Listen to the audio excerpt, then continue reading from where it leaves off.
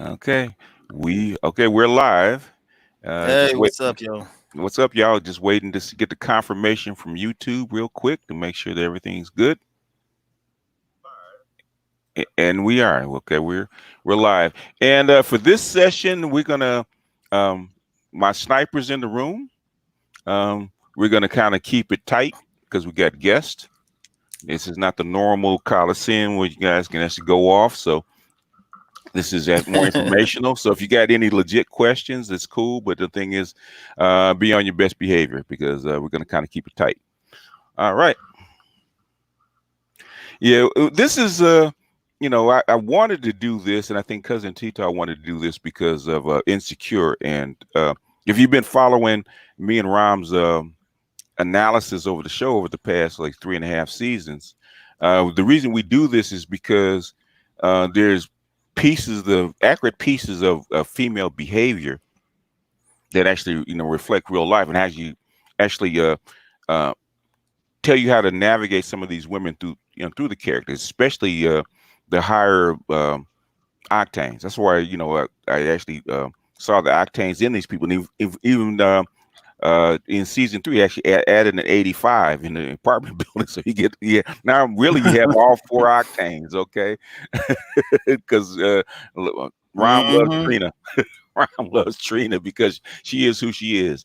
And I have Cousin T-Talk because he actually added an element about octanes in dating, because the reason that octanes really applies because females have a clique, or as Cousin T-Talk calls a hierarchy group. And he's the Mm-hmm. one that really describes the actual how can I say, inner workings of a hierarchy group and some of the challenges. And this season, we kind of see it in real life that there's a challenge for the hierarchy group, and even a battle amongst Issa and Molly for dominance. Yeah, Right, definitely. right. And that could go off into a 3-hour chat, but I wanted to point out a couple things. Um, First, Ram, I saw your review this week Mm-hmm. about this most recent episode, and I thought you were going to mention it, but you came right to the edge of mentioning it, and I'm like, okay, he didn't say it, so I'm gonna bring it out. I'll do a video on it. Hmm. But the element of the office fuck file. So, sorry for I Go left it out, man. Wait, I but think you came real close. I listened. I made sure I listened, but you came real yeah, close. I But remember I was going to so jump into it, but I said, you know what? That's a whole different thing because they were checking out. They were checking out that young, and they had already probably listed them in real life. mm, They already had them categorized and mm, probably figuring out who was going to do them. Who's going exactly. to do them first? And that's why I can appreciate this series, because it's so simple. It is real life. It's Hmm. basically Mm-hmm. real life. Sometimes, like with certain series, you have to interpret a lot of things. They just come out and said it. Like this young guy was on the menu, Yeah. and they were like passing them around like lionesses. Like, Hmm. you want this? You want rib? You want thigh bone? Okay. Hmm. I'm It's like, your wow, Mm-hmm. this is oh yes, it's just your turn basically. And if he performs well with the first woman, they're gonna pass him around like a treat. Well, I'm gonna tell you what how deep that is because I've talked to a lot of young brothers. They be on the job and they be complaining about it. I said, all right, check out this dude on YouTube named Cousin T Talk. Here's the video, the office fuck file, because you go in any situation and they know you. Like, and it could even be a situation where you go to certain places, like my local grocery store I go to. It's a Sprouts. I've been Hmm. told by 2 different women in there that they all know me. And like I'm not even there. In fact, cousin T, so I showed you one of the women that I'm cool with there, and she's the yeah. one who she told me. She was like, "Oh yeah, they said you said this and that." And I was like, "I ain't say anything about you," but that told me they were saying something, Hmm. you know. And that's like any place with the women. The guys don't realize you carry yourself a certain way, you look a certain way to women. They are divvying you up. They decide, and then of course Tito, he can tell us about the queen bee is probably going to decide whether she want him or she going to pass it off to one of her subordinates who's kind of cool, you know. Exactly. And I know you mentioned that already, BJS, about this particular season of Insecure, that being more pronounced, that hierarchy is being more pronounced. What's interesting that's happening right now is overall, Tiffany, she is the queen bee of two distinct hierarchies.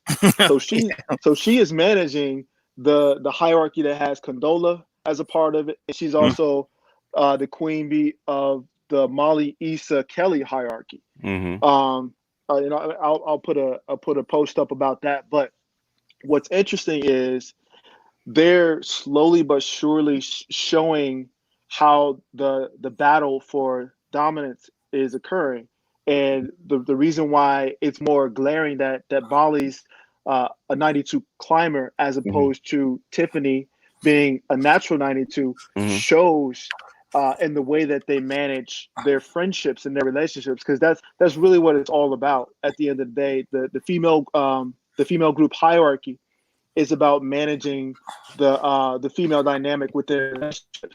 So what's happening, Molly has always been salty that she's had to defer to Tiffany as the queen bee. And over the course of the seasons, you can see that even in how they address each other. Right. And she's always had sort of a chip from that regard. Whereas everybody else this is just the natural order of things. They just fall in line. Even on the other side with the natural 92s with Condola, and I had to look at these names. You got Ashley, who is the youngest. So these are the ones that showed themselves at her baby shower. Her baby shower, They call them the crazy crew, the planning committee. So on that side, they understand, the social rules and the rules of social engagement. Whereas on the Molly, Issa, and Kelly side, they're all over the place. They're trying to find their way within a social structure, and this season is really sort of showing Issa being groomed to come to that other side, and to that other hierarchy. Okay. And it's almost as if Condola wants to assist in bringing her over to that particular hierarchy, and Molly is feeling slighted because of, and all of this stuff is going on, like, as the subtext, and it's quiet, but women completely understand what was going on. But the thing that I think is going to be revealed eventually is why Tiffany has such a close tie, or wants to keep close tabs on Kelly. Now, that's her bulldog. That's her defender. Now, yes, absolutely. She is the defender of that group.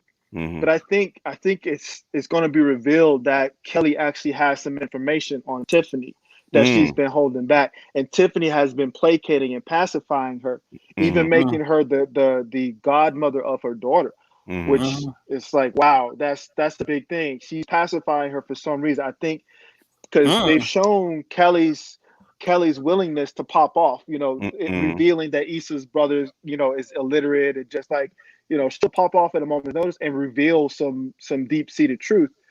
But they've slowly been hinting that Kelly has something on Tiffany, and that could really upset that whole hierarchy. So it's interesting. Well, you know what? I'm glad you point that out, because that's the whole thing. When you get women on that level, they still do their stuff. Even the natural 92s, they still get down. Ask me how I know. But the key thing, they're going to look at you, how discreet can you be?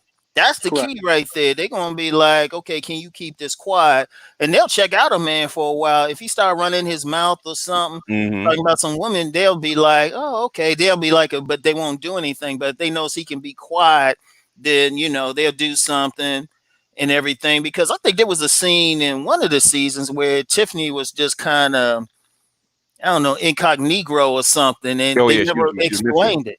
That's right Yeah. after the That's right at the end of the second season when she first got pregnant and she kind of disappeared.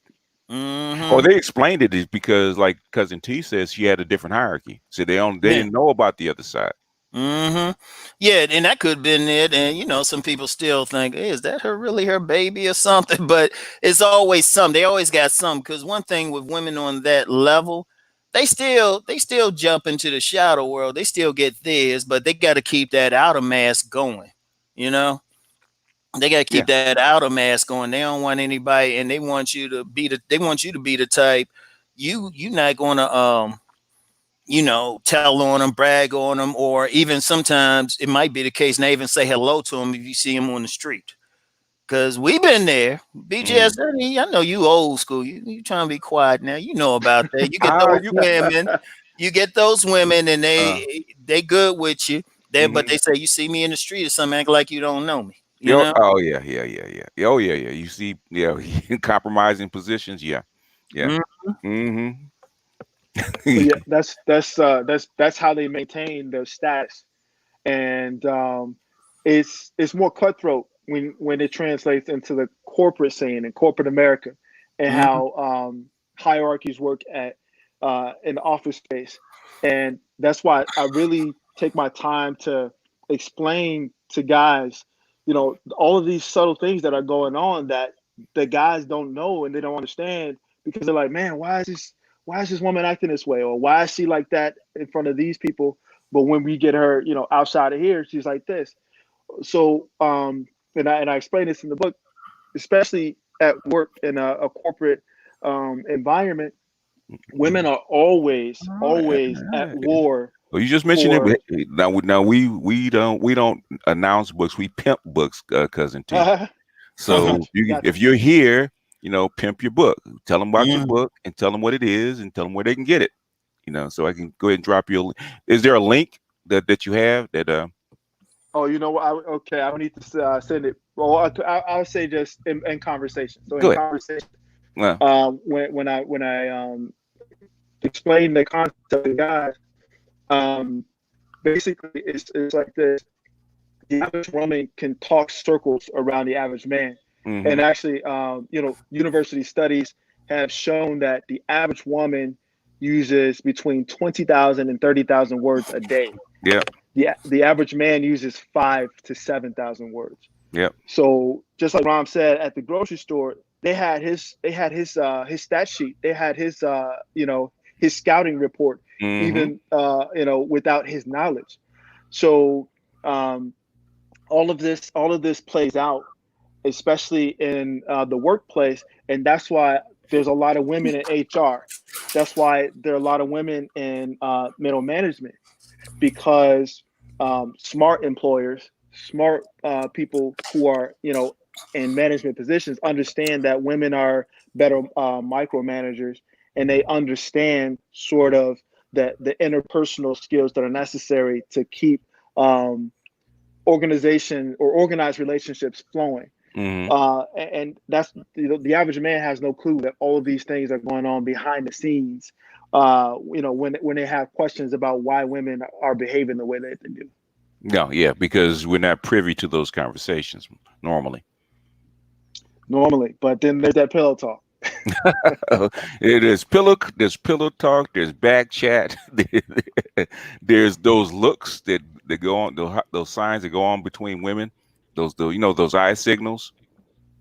Mm, Yes. hmm I think during the Tiffany's baby shower, I think there was Dro's wife came in, mm, and then you could see Issa going, "Bitch." In other words, and Mm, all of a sudden when she walked up, "Oh, hi, Candace," that hmm little back.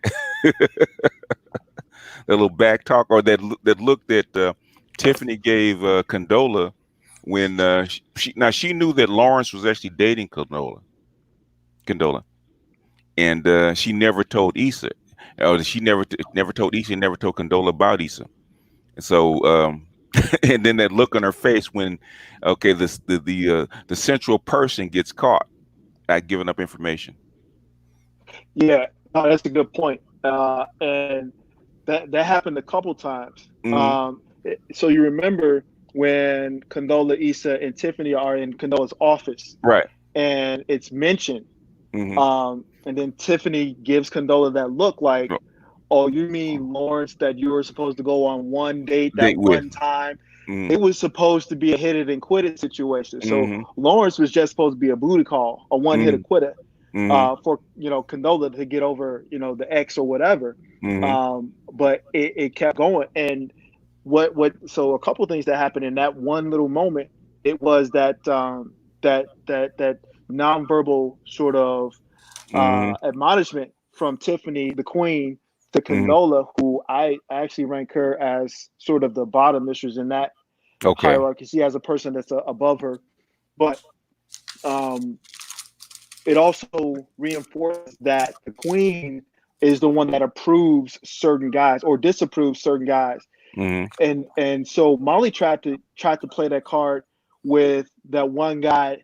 I wouldn't call him Dusty, but the dude that they went to Coachella with, and he was giving them all the drugs and stuff that Right. disappeared. Yeah. So if you remember at the end of season three, Yeah. So Molly Nathan. called him outside of Issa's apartment trying to bring Right. her flowers. Right. And Molly was like, you better get away from here. And Yeah. she basically just shoot him off. Yeah.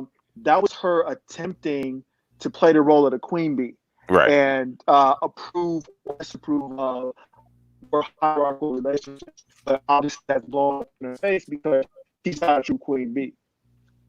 No, she's not. Even though she tried. Well, the thing is, she's a climber. She's trying to be a queen bee. Yeah, Correct. yeah, but she don't have it in her to be a, she don't have that type of authority or how she carry herself. Cause see, that's one thing with Tiffany. Mm-hmm. Even with a baby, Tiffany was still the queen. Derek was taking care of that baby more, holding the baby more than everybody else. She's sitting there just drinking, chilling, and she'll probably get a nanny or something if they can afford it. Yeah. Yeah. Because when she's around, you can see that everything is centered through her. Mm-hmm. Exactly. Yeah. And Yeah. the other women sort of defer to her, and they almost cater to her, seeing what she needs. They see about her emotional sort of well-being, and then everybody else is secondary, and everybody else, okay, take care of everybody else underneath. The queen is good, and let's flow from there. But the other, I mean, there's so many things that are going on, Yeah, you and this, borging a bit, brother. huh? We need some more Borging. bars. You're borging it just a little bit. Oh, okay. How about right now? Oh, that's good. Yeah. Yeah. Okay. But yeah, another thing that was um, playing out was the roles of the men in this series, and I Mm-hmm. think what's crazy is how they're using the men um, in this series, and I think that they are using a lot of the feedback that they've gotten from viewership, because at first the men were just props.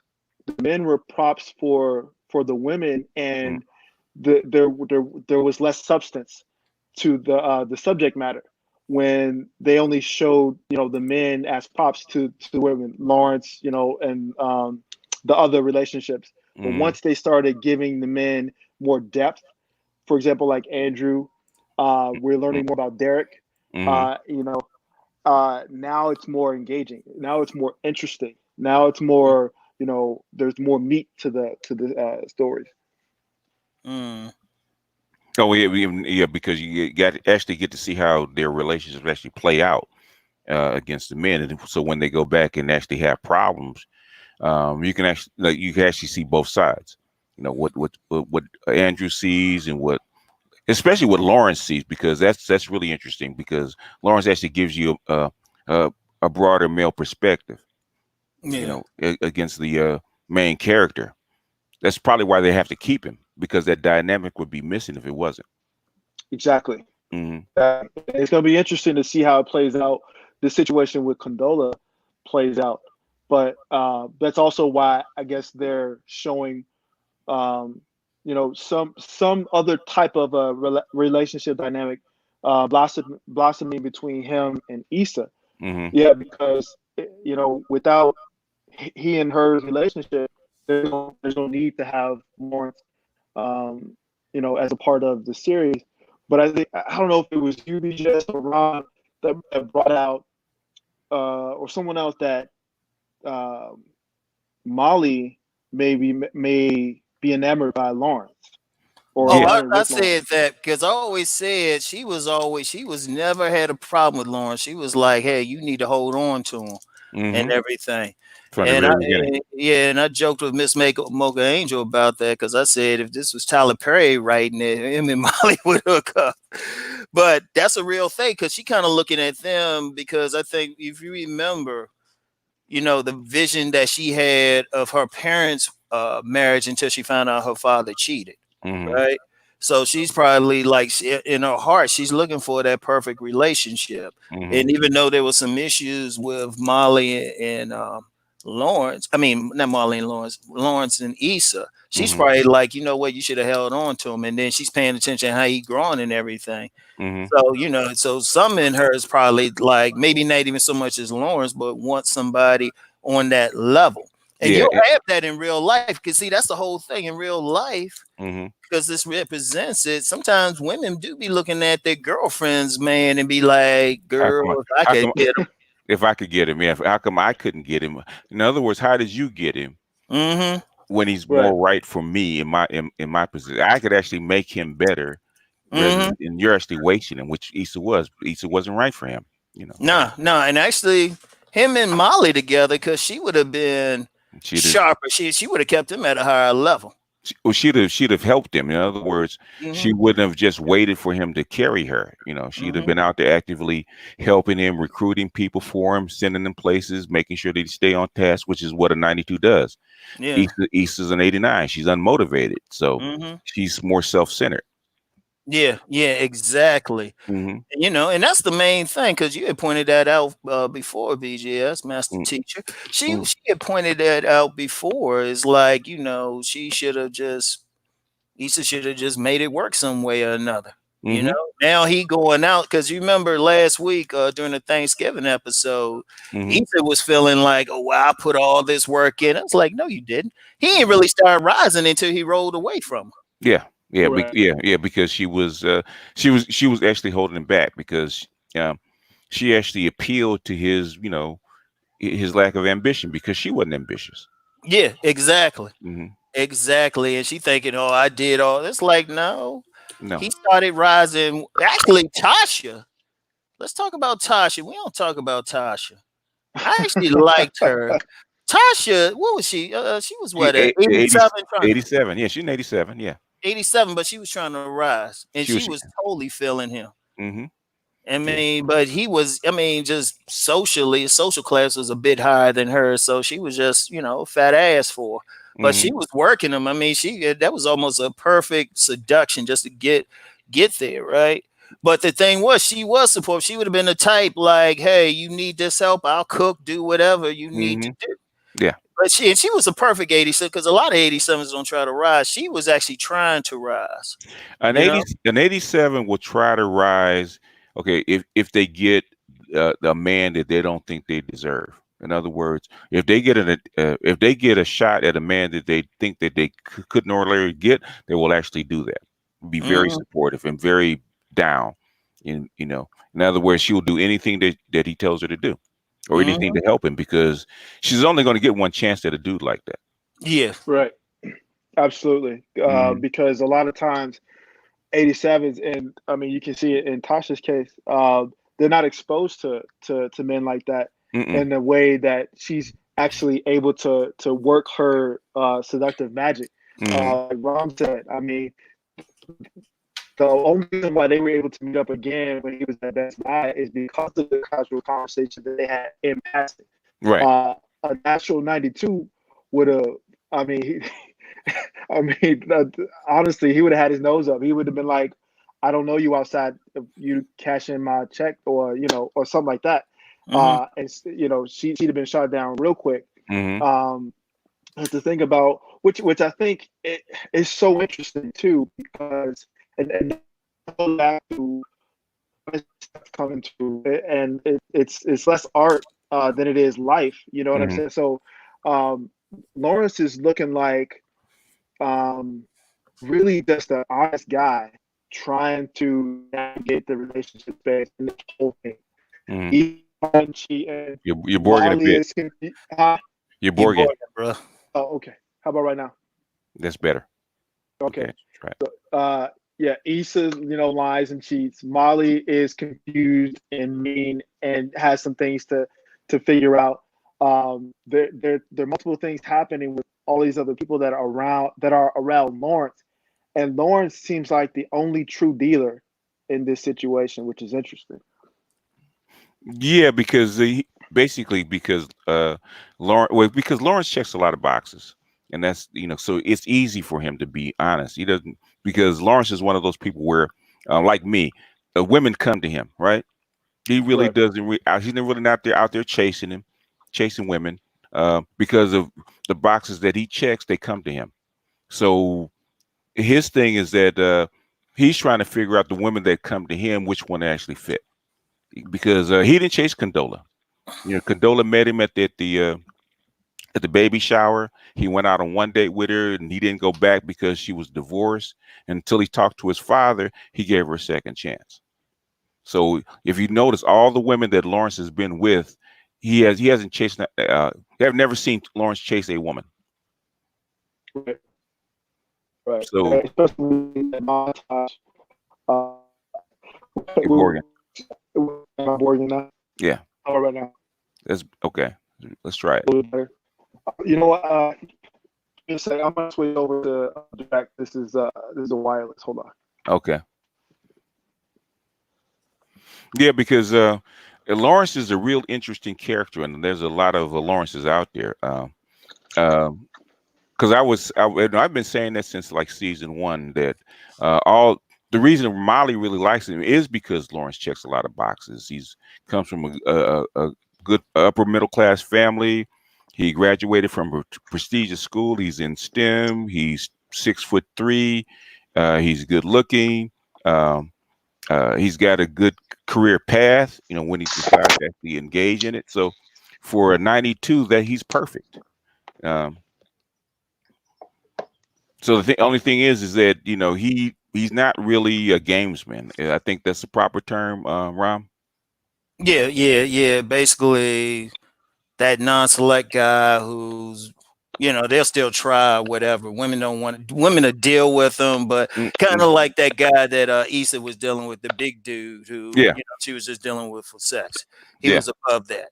yeah, yeah. So basically, now because he's back out there in the dating market, he has to learn a little game, and he Mhm. has to he's going to have to take his ups and downs because I don't. Do you think that Lawrence really understands female nature? No, not really. I'll be honest with you. He's just flowing along. Yeah, Because even that like part when he came back in season 3, and they showed him hooking up with all these women, he was just sitting back chilling. yeah, They were. If you look at the women, most of these women were kind of throwing it at him. Even when yeah. he got in that threesome, they were throwing it. So he's like, he knows enough to get it, Hmm. and women throw it at him. But if Hmm. he actually had to work, he'd be in trouble. Yeah, yeah, yeah. He's not like as his friend Chad. Hmm. Chad is more like a gamesman.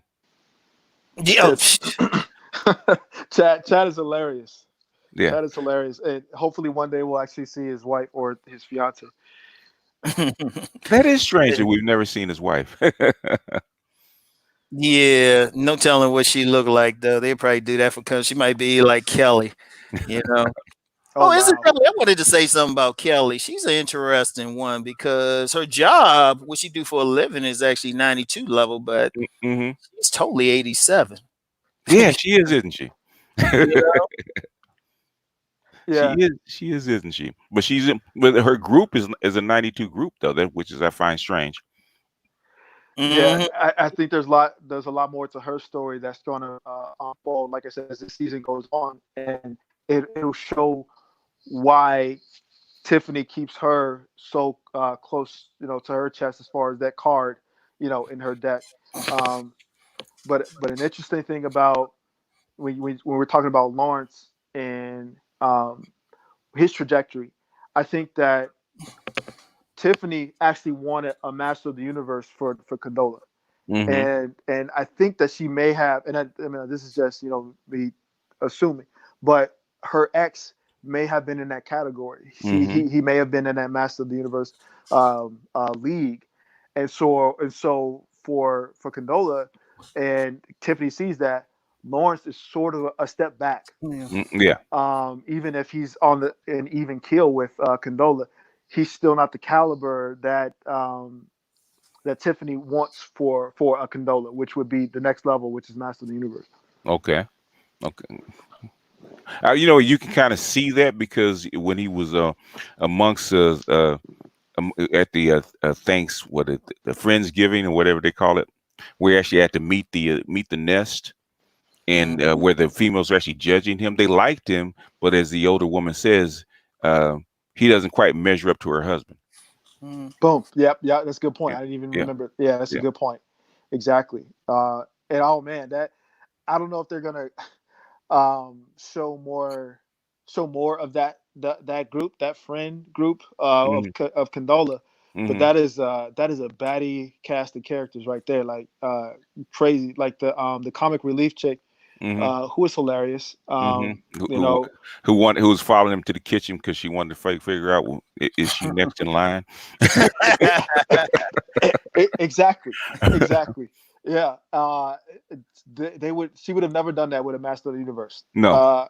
Because the social hierarchy Mm-hmm. that would have been like crossing the line, overstepping her place, and ruining her position. So I mean that's a good point. She followed him in, Mm-hmm. just like, and they were treating him just like Molly's lawyer friend or lawyer coworkers were treating BJ Oh at yeah. work. You Yeah. know, so tossing him around like he's in the file basically. No, you know what, and that's the case because her friend, you know what, she was looking, she was trying to get her cut.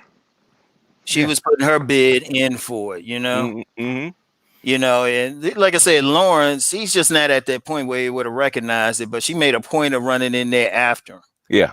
And In see the fact, whole, go ahead. did you see the French guy, the French African, is Yeah. giving that sign? Don't let her follow you. Oh Hmm. yeah, yeah. Yeah, he knew what it was. Okay, the only person didn't know what it was Lawrence. Maybe even I don't know, even Condola knew what it was because my exes would have followed her in there. She'd have, Hmm. Right. they'd have never let her go follow me into the kitchen alone. Yeah. Yeah. And But that's how that it works in those circles, though. Everybody knows because even in that circle, yeah, they were calm, but Hmm. they still knew the game and everything. And whatever her name was, that woman, she's basically saying, "Hey, this is it." She probably thought he knew that's all it was, but then it's like, "Hey, you want to do something afterwards or something?" If he had responded a certain way. If he had responded a certain way, and the thing is that Condola wasn't completely honest. She may have different feelings for him other than what she's saying because a lot of times it'll start out as one way and you'll say certain things like he's only a booty call, he's not serious, I'm just playing around, and then you catch feelings, you don't want to come back and tell your girls. Mm-hmm. Mm-hmm. right. That's some talk. Is it because Lawrence is he younger than Condola? I think he is, right? Or Um, they never said, did They they? never said no. They had never said. I think they're right around the same age. He may be a little bit younger, but they should be right around the same age. yeah. Yeah. But to go back to your previous point, he does not have the social IQ of that group, No. of a lot of the women who are players in this series, but just in general. So that's another reason why this sort of observation of the series is an important one, and I think it's a good one. It's really engaging for guys, just in general, and the recaps that you do and the recaps that Rom, he does with Miss Mocha Angel are important if guys, are savvy enough to listen and to pay attention because there's so much game that's being Mhm. explained, in an artful way. Mm-hmm. Your breakdowns really just support the lessons that come out. And while I think the writers are just making it juicy and making it interesting from an audio standpoint, they're Mm, really showing the inner workings of how various classes of people, mostly black people, but they're constantly throwing in. Issa used to work with the white chick. Uh, she's now Molly's now dating, the Asian Bay. They're mm, they're they're giving sort of a class on how various class structures sort of interplay and mm, what their roles are and how they keep each other at bay. And what's interesting is the different the differences in language, and you can tell that the writers are very keen on using different sets of languages that distinguish the classes when they mix, when they meet mm, each other. mm. Yeah, because you can tell a big difference between Trina, which is the 85 tenant in the apartment building, from everybody else. Right. She she is such an 80.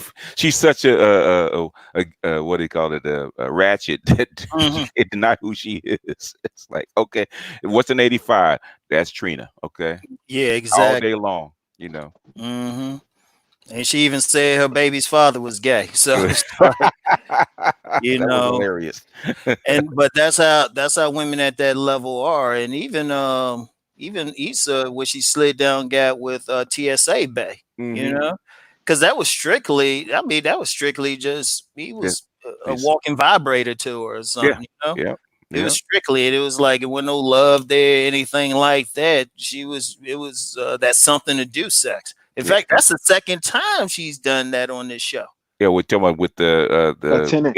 with the tenant Eddie. Yeah. Yeah, yeah, it's like that's how she's rolling, and really, that's part of her issue anyway. How she dealing with men. I mean, really, it's more on a sexual basis. Yeah. It's not only sexual based, but also um, how she feels about it. A lot of times, the type of man that a woman will pick reflects what she's on, like inside, especially if Hmm. she brings him out in public.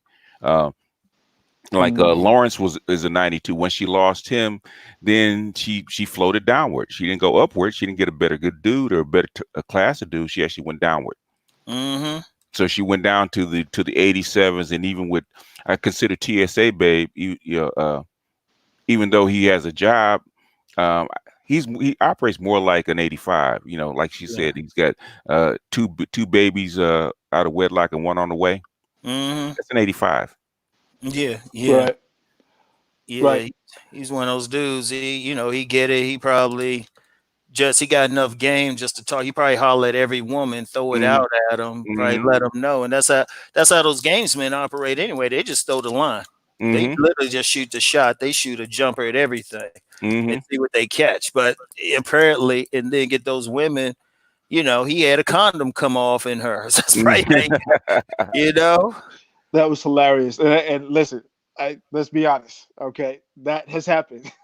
That's a Yeah. Yeah, but they Yeah. wanted to see the condom. You know, they've been crying about seeing the condom, and for 3 seasons, and finally you see it come out. Hmm. And I think only females can actually tell a joke like that, because Hmm. that's female humor. Hmm. Yeah, yeah, but yeah, that was it's interesting. It's just so many little things on there, and I still want to know. Hold up, I'm taking it in a little different direction. I Okay, go ahead. wonder what's up with Nathan, because I was joking with on my last review with Miss Smoke Angels. I was joking about that because women outside of Insecure, fans of the show, they be finding reason to jump on Lawrence no matter what he doing to raise himself up, but Nathan. They just hooked on to him. Oh, he all right. He ain't sure he had a job, anything going on. They making up excuses for him. You Hmm. know, but what was he? He was fine to the women, shoot. And that was that thing. She got with him, he was fine. He didn't really do anything else. Yeah. Because Lawrence is the guy that if you miss out on him, it will hurt you more. Mm-hmm. Okay. mm-hmm. Lauren will hurt you more because you only have there's only, like I was telling my son, right? Because Mm-hmm. his wife is 10 toes down for him, right? Mm-hmm. And I said, you're only going to get maybe one or two women that are like that, are completely in your corner and are completely 10 toes down. If you miss them, you miss them. Mm-hmm. Sometimes everybody gets one. If you're lucky, you get two. Mm-hmm. And same thing with a Lawrence for a woman like Issa. Like, he was down for her, he was in her corner, he had enough ability to actually take care of her and actually make her successful. And she missed it. And a lot of women see that. And those are the women, those are the men who actually have women in therapy, Mm. Oh wow, that's a good point. because especially she's upset that she's seeing a better version of Lawrence away from her. That means she wasn't successful, that she's a failure,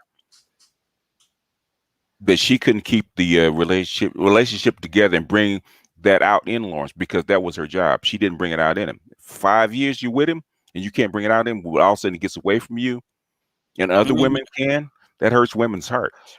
Mm. That's a really good point, and that goes back to being submitted to the mission.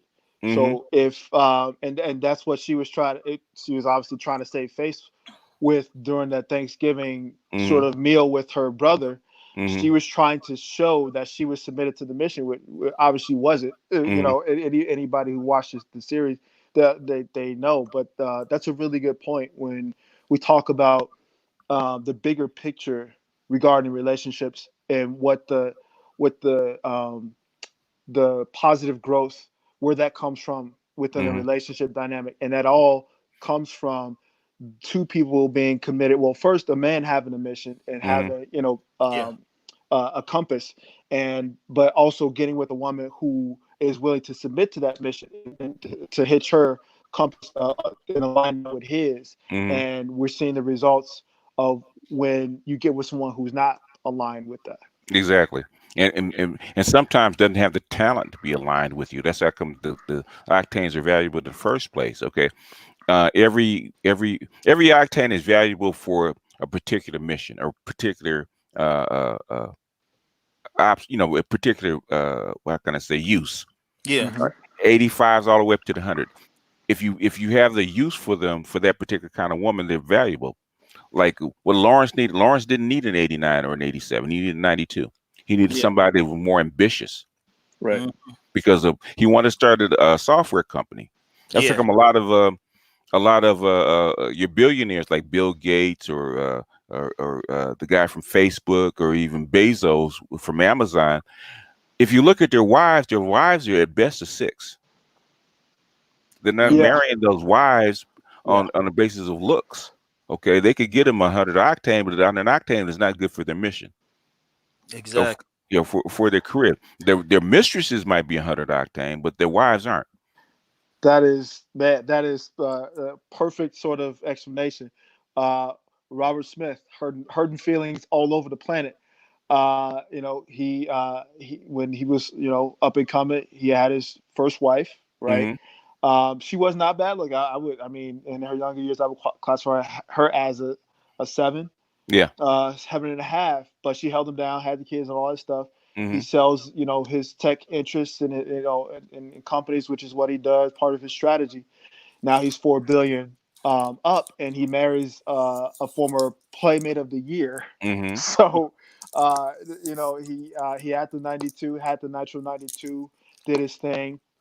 Um, they didn't see eye to eye on the transition plan, because every relationship has a transition plan when the Hmm. kids are grown and the kids are out. You've done your job with the kids. Now what's the next phase? They didn't see eye to eye on the next phase, so they parted ways. And now, I mean, Robert Smith has a playmate on his arm. He's So on his transition from 92 to 100 octane.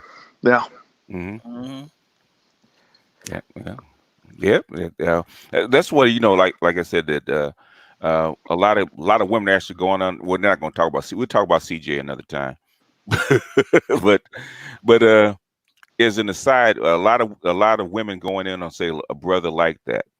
I always ask, what is your qualifications for being with a guy like Wow. You hurting feelings with that one. that? Well, Rom knows how I am. Okay. Okay. You say you want a guy like this. You want a guy that's successful, we know the 669, right? Six Yeah. Mhm. figures, 6 packs, 9 inch, and Mhm. and over 6 feet. Right. And said, okay, okay, that's good. Okay, now I need your qualifications because we have to match you with this guy. How do you Mhm. qualify for this particular guy? What are you going to do for him? Mhm. Boom. But I mean, again, I mean, going back to what you said, that's why the separation, not separation, but the distinction of the octane scales or the socioeconomic sort of positions Mm-hmm. is critical. And I Mm-hmm. think that the absence of sort of this clarity and this language Mm-hmm. um, has led to a lot of psychotherapy visits and just questions about what is the meaning of things, what is the why, but it all it goes back to who are you, Mm-hmm. who and what is an expression of who you are, Right. and that's what the IT does, and that's hopefully what's going to be the basis of it being expanded into a broader sense, and that's why full circle. That's why the Insecure series is a great observation, Mm-hmm. and who the person is, and what compatibility means, but Mm-hmm. also nothing's black and white, and we see that people can have fun and exist in different classes, Mm-hmm. but when it comes down to the why of life and Mm-hmm. what your trajectory is, now that's when you got to get serious. You got to clean it up, and you have to understand you know who's compatible for your mission, Mm-hmm. and what'll allow that sort of the mission ship to flow in a smoother way. Nothing's perfect, obviously, Mm-hmm. but um, again, like what you said, when you get with someone who's a reflection of you and a reflection of your mission, Mm-hmm. you flow smoothly. You look up and you're 10 years down the road and you've built this, you've set up this, you've Mm-hmm. established that, and it's only when you come to those fork in the road moments, Right. which I don't know if that's what happened with Condola and her ex or whatever, but Mm-hmm. in relationships, you come to these moments where you've accomplished whatever you want. Mm-hmm. Um, Now it's time for the next phase. Where do you go from there? And that's where the next bit of honesty has to enter the picture. Yeah. Yeah. Yeah. Because if you change your position in life, then, and I've seen it in both ways. I was talking to a sub. I was actually on a panel, and this lady, she actually was married to. She got married to a military guy, and he became a regular '87 blue collar guy. But thing is, she got into politics, Mm, and as she started rising up the ranks in politics, where she actually going to run, she had guess what she had to do? She had to divorce her husband. right. Yeah, that's some real talk. Yeah, she divorced her. I said, okay, so and she the thing is that with black women they blame the husband. Okay, Mm, okay. I said, what were you like when you married him? Well, I was just a military wife, mm, Mhm. but he didn't want to go with me. He didn't want to rise with me. I said, that's not his trajectory. So the Yeah. thing is, even though you needed a different kind of man, for your trajectory, why are you blaming him? He is who he is. Yeah, exactly. Exactly. Women need to understand that, but that's a deeper conversation because they get mm, into the whole accountability thing. Yeah. It's like they don't see themselves until like years later. Then they looking back and say, "Damn, I could have did something there." It was Or just something where they should have. She was moving on, maybe have a good exit strategy or something. yeah, But don't yeah. blame him. At least say, "Look, we just grew apart. This is part me. I was going in a different direction." And sometimes you have people like that. They can actually dissolve a marriage or a relationship easily because they just mature about it. I mean, that's just a reality. Yeah, In fact, yeah. I wouldn't be surprised at some point people just have like, and I saw this on a science fiction show, Hmm. maybe a 4-year marriage contract, 10-year marriage contract, and then they just renew it, or if not, go the other direction. But it's just a real thing. They just, grew apart. And it- that happens. And maybe they weren't meant to be together at first. Let me get a little deep. All Mm-hmm. relationships ain't meant to be permanent. Mm-hmm. People should Correct. grow in the relationship, develop something, and then really when they break up, they should have a party because then they can move on to the next person. Now that's Mm-hmm. ideal, but we don't live in that type of culture. But that's how it is. People Yeah. look thinking everything should be permanent. It's like no, it lasts the season it needs to last. Just be cool with it afterwards. Well, men deal with it better because men deal with impermanence. You know, Mm. Yeah, that's exactly. it's just the way it is. Men deal with impermanence all the time. If I can't make this gig, I can't keep this money flowing. I won't be able to live in this house or have this car, live this lifestyle. So I have to keep constantly dealing with impermanence. Women don't deal on that level. When they Mm, think they marry or get a guy, it's permanent. Hmm. Okay, right. until it's not, right? Yeah, Okay. yeah, yeah. Yeah. And what's Go interesting, ahead. I mean, Rob, you made a great point. Mm, We're in an interesting sort of bubble society here in the Western world. There, and when I say we, I'm being very generous with that word we. But mhm, um, what you said resonates on so many levels, and especially if you want to classify it as the upper class, the mhm, wealthy, mhm, they understand that concept, but also the indigenous, they understand that when they have like group sort of relationships or poly relationship, 83% of the world is poly, okay. Yes. But when we look at the upper echelons of society, they're marrying and divorcing all the time, and mhm, they're Hmm. very open and honest and candid though about their goals, their objectives, and that's bred into their children when they're in finishing school, when they're sent to private military academy, you know say what you mean, but know what you want, know what your objective is, and know what mhm. it takes to get there. If you want to use Bezos as an example, which is hilarious, uh, tinfoil hat, right? For 2 seconds. Go ahead. Okay, so we'll just say 100 billion, right? Uh-huh. Um, pre pandemic, 100 billion, mostly Mm, stock. mm, Divorce his wife. He gladly signs over what 50, 60 billion or whatever. mm. That's great, amicable, nothing, no back and forth. Pandemic hits, stock tanks. She sells a lot of her stock. He buys it at a low price. Now the stock is going through the roof. Oh, yeah. Just say it. Okay, I'll take my tinfoil hat off. Okay, well, yeah, well, yeah, yeah. This particular thing goes back a little further Oh yeah, than no, they actually absolutely, say. Yeah. absolutely. But yeah, no, the communication. I think that's the central part um, of this.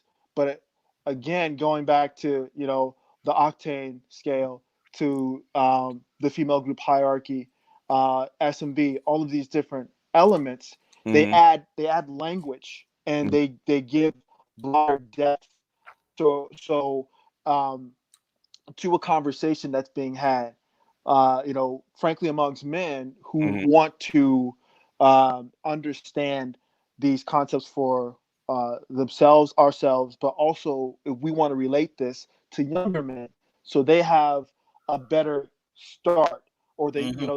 they can start off at a better position than we did per se. Hmm. Having to take the lessons learned, not having an uncle or a dad or a more masculine figure to relate these things um, at a younger age, so that they can have sort of this advantage, so where they understand the language, they can look at the cues and they can see, but they also are closer to the why, Hmm. which most people decades to understand, to come to understand. And I think that that's what these conversations are geared towards, Hmm. the why. Now you see the landscape, you see the players, you see the positions.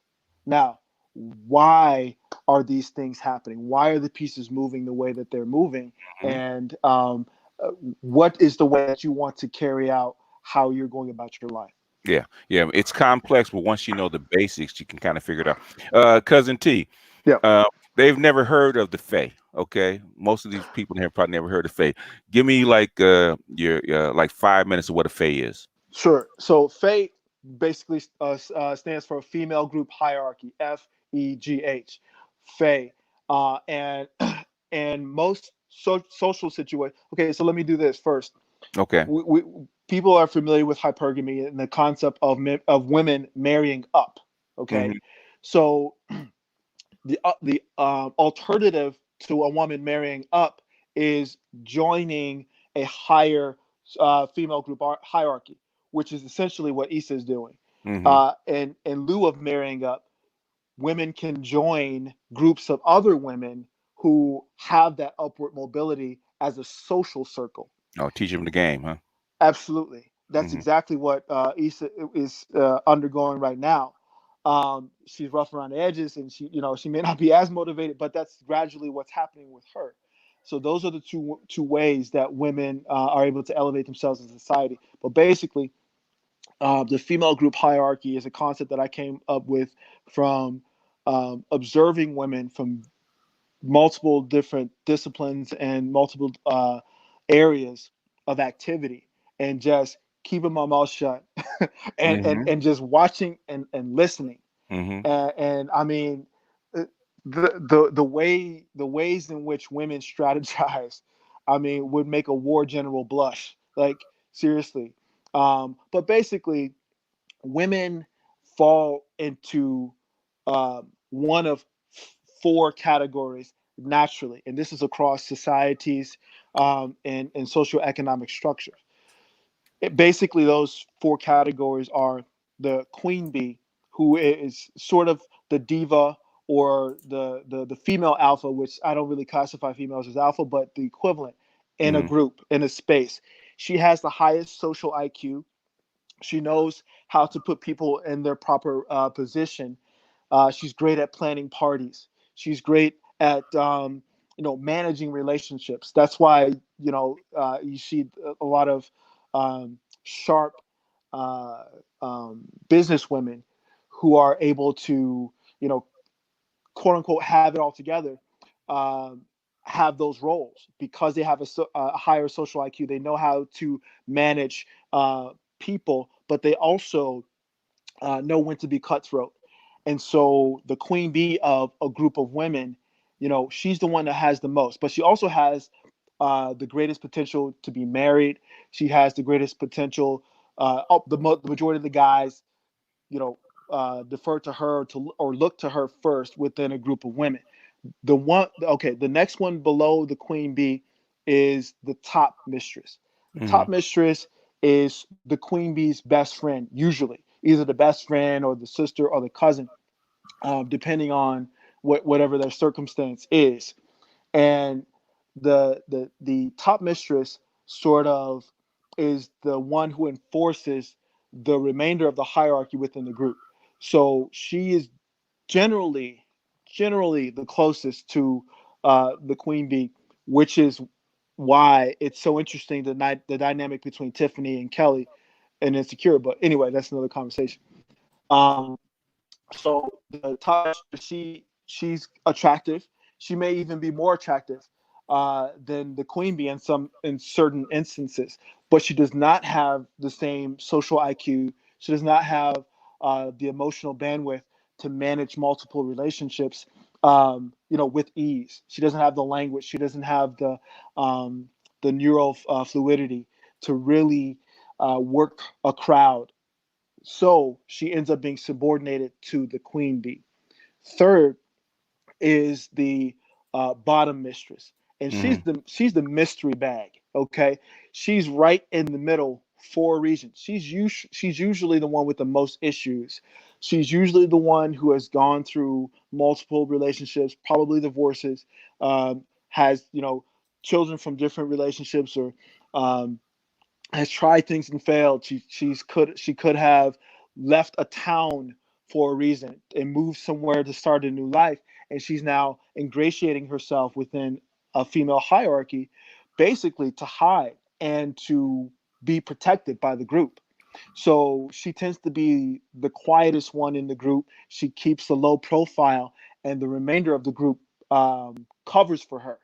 So if she is low key or undercover, ratchet, if she's undercover, you know, whatever proclivity she has, it's undercover, and the remainder of the group covers for her. But she's also the one that the queen bee is grooming and has to show how to dress, show her how to sit with her legs crossed, show her she shows her how to eat properly with using silverware and a black tie affair. She's the one that's been groomed to either elevate within the group as the queen bee transitions, or the queen bee is going to put her in another hierarchy. The last person, or the lowest on that hierarchy, is the sub mistress. Mm. Now, the sub mistress, she is the external um, sort of enforcer. She's the grenade. If you're at a club, if you're at a lounge, if you're at a social situation, she's the one that is the mother hen and Okay. protects the Yes, the Kelly.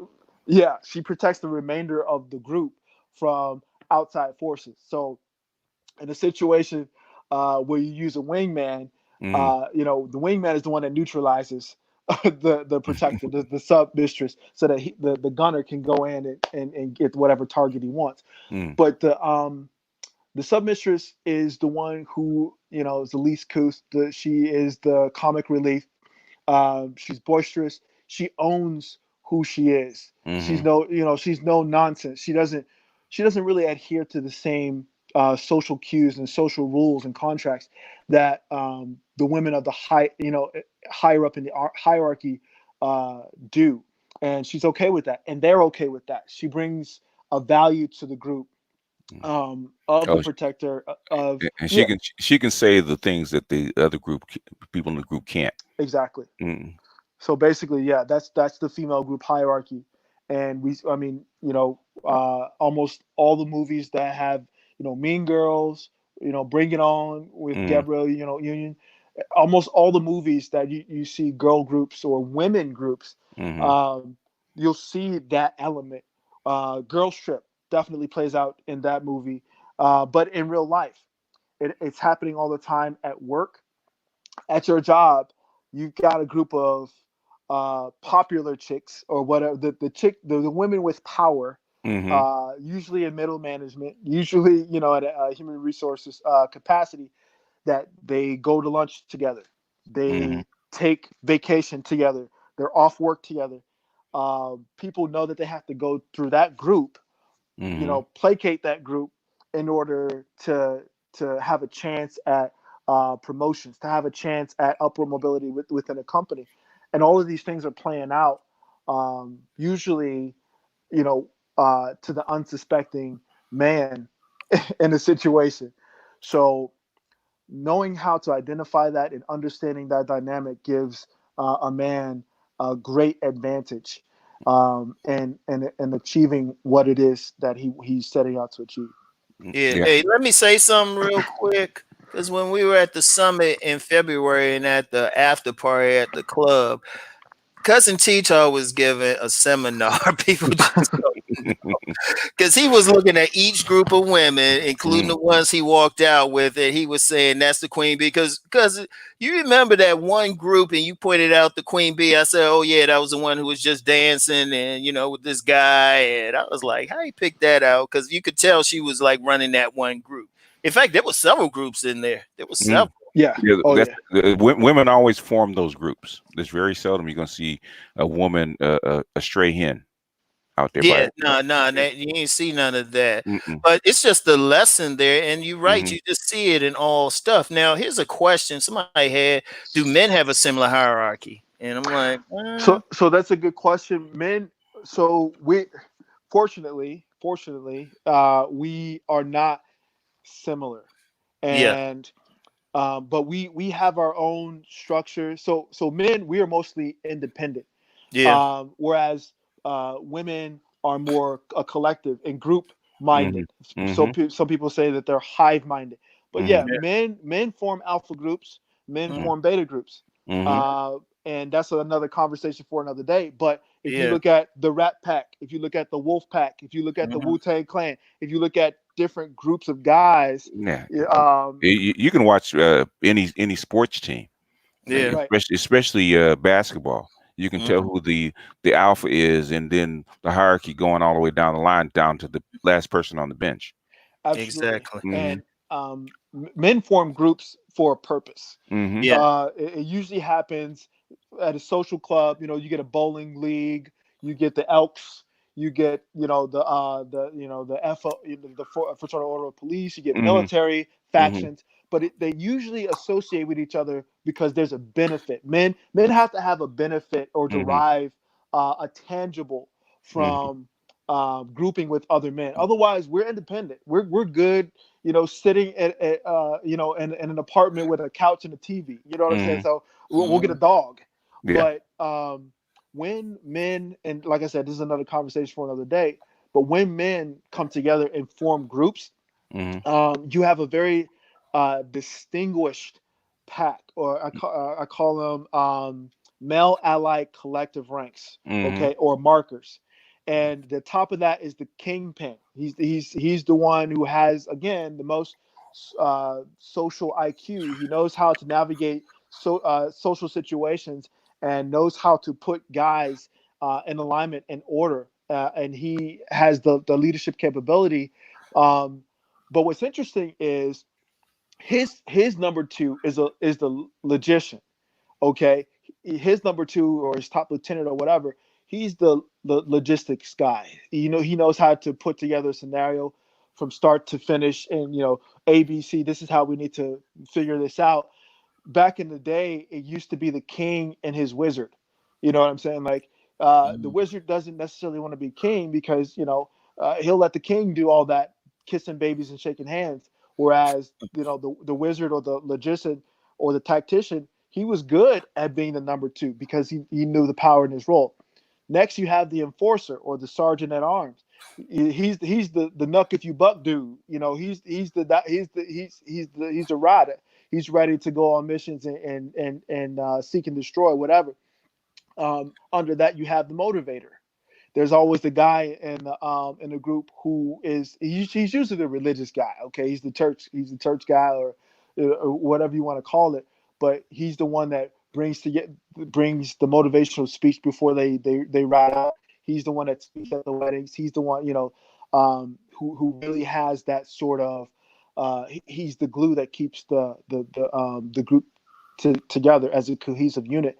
And finally, at the bottom of that is the comic relief guy. Every group has to have that sort Mm-hmm. of guy who tells the jokes, the guy who can lighten the mood, the icebreaker guy. Um, and what's interesting is a successful group of guys who get together like that. I mean, they can take over a town, they can take over a Yeah. city, um, because of how they play off of each other's energy, how they're not concerned about getting in each other's way. Now, again, nothing's perfect. The guys step on each other's toes all the time, but real men hash that stuff out. Yeah. If we got to go to blows, okay, we buying beer afterwards. Okay, Mm-hmm. Yeah. we're gonna hash this out and get it done for the sake of the mission, but also because we're mature enough to understand. Okay, I fucked up. Let me admit to that. Yeah. But let's discuss what happened so we don't repeat this. So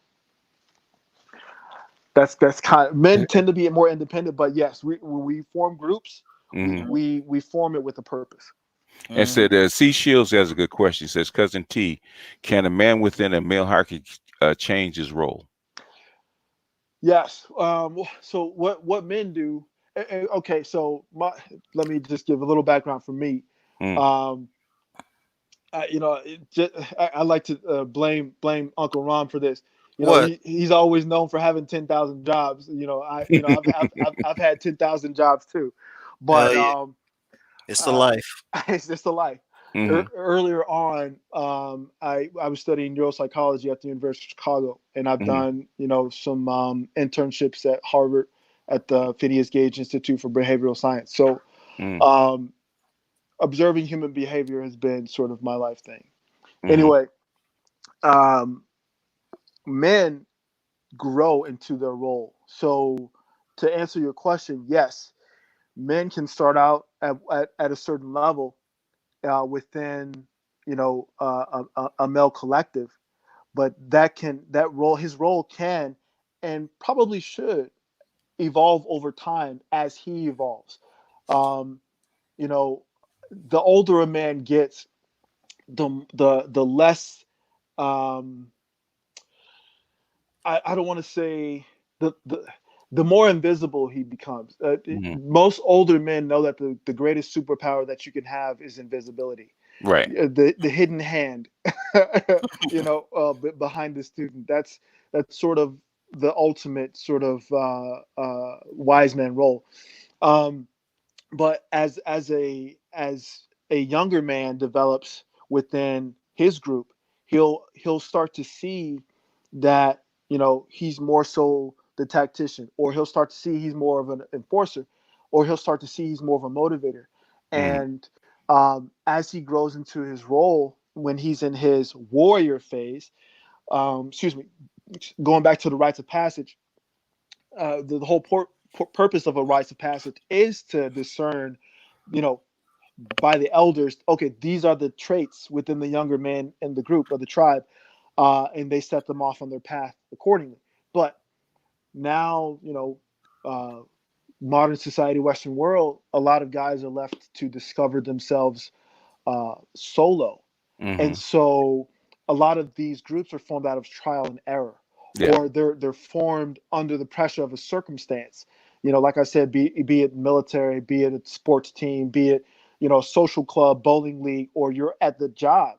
Hmm. Um, so instinctively, if a guy starts off in a group in one position, and he notices that he's more useful within another space, or if the kingpin of the group observes some other traits within Oh yeah. him, he'll Yeah. start to say, hey man, you good at this, do this. Or Hmm. he'll start to assign roles Hmm. to that collective member as he grows and matures into that ranking. The last thing I want to say, in my opinion, and Ram is better at politics than myself, but that when we talk about what's the ideal, Yeah. Some people might be watching. I don't need them to say anything. but Yeah. but Go because ahead, I man. mean, people like to ask, like, what's the optimal sort of um, career or dynamic to bring out the best in a man. Hmm. Definitely the military. I Hmm. would Yeah. say that some of the most interesting people and the most capable men that I've met have been retired military guys, retired Mm, Secret Service, retired mm, Delta Force guys who are doing different things. In the NFL, you meet a lot of guys that are like that. Um, but I mean, honestly, those are the most qualified guys to literally run the country. When I saw Colin Powell, being interested, and I will not get off into politics. I promise I will not. I was like, he would be the best president ever because he knows how to manage a budget. Being a general, a military general, he knows how to Hmm. motivate an army. He mm. knows he knows the the the most important component of leadership, and that is being able to manage the unknown knowable Hmm. uh, sort of element of human nature, and Yeah. that's what military commanders pride themselves on. And the last thing is, military guys tend to have the best stories. So yeah, that would They be have the my. best, they have the best stories, but there's the limitations in running, especially a liberal society, Oh, of with course, the that's why he military didn't do man. it. Well, the thing you had him on Eisenhower in the Yeah. 50s, okay, Hmm. but Yeah. there's limits to running a country under military rule, Yes, even a military president. So you need a more social president there for the most part. correct. And that's why when you see a lot of countries where you see a lot of turnover Hmm. of their senior military officials run or start to invest in their minerals because it's about to Hmm. be a turnover. Hmm. Well, Yeah. that's the normal way. Like most governments in the world change anyway. People don't realize in this country, this is probably one of the most peaceful transitions you'll get. The coup d'état is like normal in so many places. So, Yeah. Yeah. uh, Yeah. You got to remember military structures for order, and yeah, and Germany showed you that you cannot if you run a country uh, like a military ordered society, you get fascism, and that's not good over the long run. No. Correct. You saw that in Germany. Basically, people don't realize Hitler was actually a military guy. Yeah. Right. So yeah, The only thing But with the military, you can get things done quickly, but there's a you right, I can. problem. was gonna say that was Yeah, sort of the position of the moment in that yeah, moment in time. Most yeah, developed nations were run by military men. So yeah, yeah. And if it's but the thing is, it burns itself out very quickly, and Yeah. it becomes very repressive if you don't. And that's like Eisenhower knew it. Anytime you see a military guy rise up like Eisenhower, or even Teddy Roosevelt. Teddy Roosevelt actually a military guy. Eisenhower's a military guy. Jimmy Carter's a military guy. Even George H. Bush is a military guy. right, and Yeah. that's why a lot of successful sort of ancient societies, Hmm. the royalty, they had to have a bit of service, public Hmm. service, Yeah. either military or some Mhm. other vocation, but mostly military. And kings and lords or whomever impressed that upon their sons and their younger sort of students because of what it teaches a man, what it Hmm. teaches a young man about life, human nature, resource management, and what people are willing to do Yeah. in a given circumstance. But that's also why I say the retired military man, the more seasoned man who's transitioned out of that, Hmm. because he understands that you need a face, you need a guy who's good at kissing babies and shaking hands, Hmm. but you also need that unseen, invisible presence, guiding Hmm. the overall agenda. But yeah, oh man, when Colin Powell first said, "Hey, I'm gonna do an inquiry or whatever," they handed him an agenda, and they were like, he was like, "Nah, I'm good. Hmm. I'm gonna fall back. I can't do this." Hmm. Well, he knew what was up. He knew what was up. So Yeah. that was actually smart of him. He was Yeah. smart of him. Well, he knew the outcome, but he wasn't with it, and there's a reason that George W. Bush fired a lot of generals. Mm. That was a But good point. that's all I'll say. That's good. No, that's a good point. I didn't put that together, but yeah, that's a good point. Yeah, that's all I'll say on that one in this stream. Okay, there's a reason he fired a bunch of Yeah. You them. might Yeah, want to keep. That's why I'm like, I'm slow to discuss politics. I might yeah, slip something out. yeah. There's same thing with DC and the code breakers. But he's better at knowing where the line is because he's actually actively working, so he knows what will get him fired and what won't. so, Mhm. so he kind of I always say, how close are we to the line, DC? You say, well, we good right now. Wow. Yeah, nah, you gotta keep that line. Trust me. Yeah, Trust yeah. me. Because One there's a time, lot of stuff I'll never discuss on my channel. Because yeah, always tease like doing some political stuff. But I said, Ron, you know what? You might be doing a car video with the political channel and just slip. Seriously. yeah. One Eh, time I have to invite you guys to one of my Patreon streams because there's one former guy from the Pentagon, Lindy, mm, that's always on my Patreon streams, and he's actually in Baltimore right now. Uh, okay. I don't know what's going on in Baltimore, but there's but there's a lot of guys that are former, in that Hmm. life in Baltimore right now. So Former operators. former operator, yeah, a lot of Yeah, them. I'll Yeah, be quiet. yeah. Yeah, but no. Yeah, we don't have to talk about it here, Well, but yeah, hopefully that answered that person's question. yeah. Yeah. But no, it's a good question because that there is, we should be binary. There's beauty in embracing, both roles, masculinity and femininity for Hmm. women. But what happens is the communication gets broken down, and there are not enough spaces like this, Hmm. either deliberate or just by circumstance, that Hmm. exist to really break down, what would be the most important things if I were to tell my younger self, or if I were to tell an Hmm. up and coming guy who I'm mentoring. That's why coaches are important, mentors and teachers especially Mhm. are important in this moment. And I want to say this because there's a lot of stuff going around by coaches and stuff like that. All right, just like in sports, right? Every coach is not right for everybody.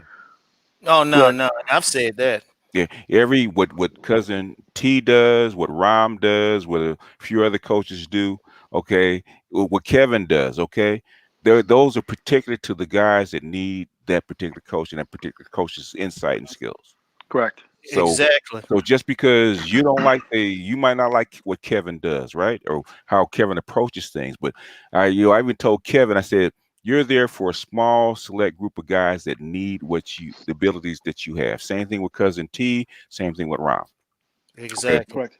so Exactly. so there's a lot of guys saying that these coaches and this, that, and the other, and blah blah blah, and they don't know what they're talking. They're not talking to everybody. So say like what Ram does.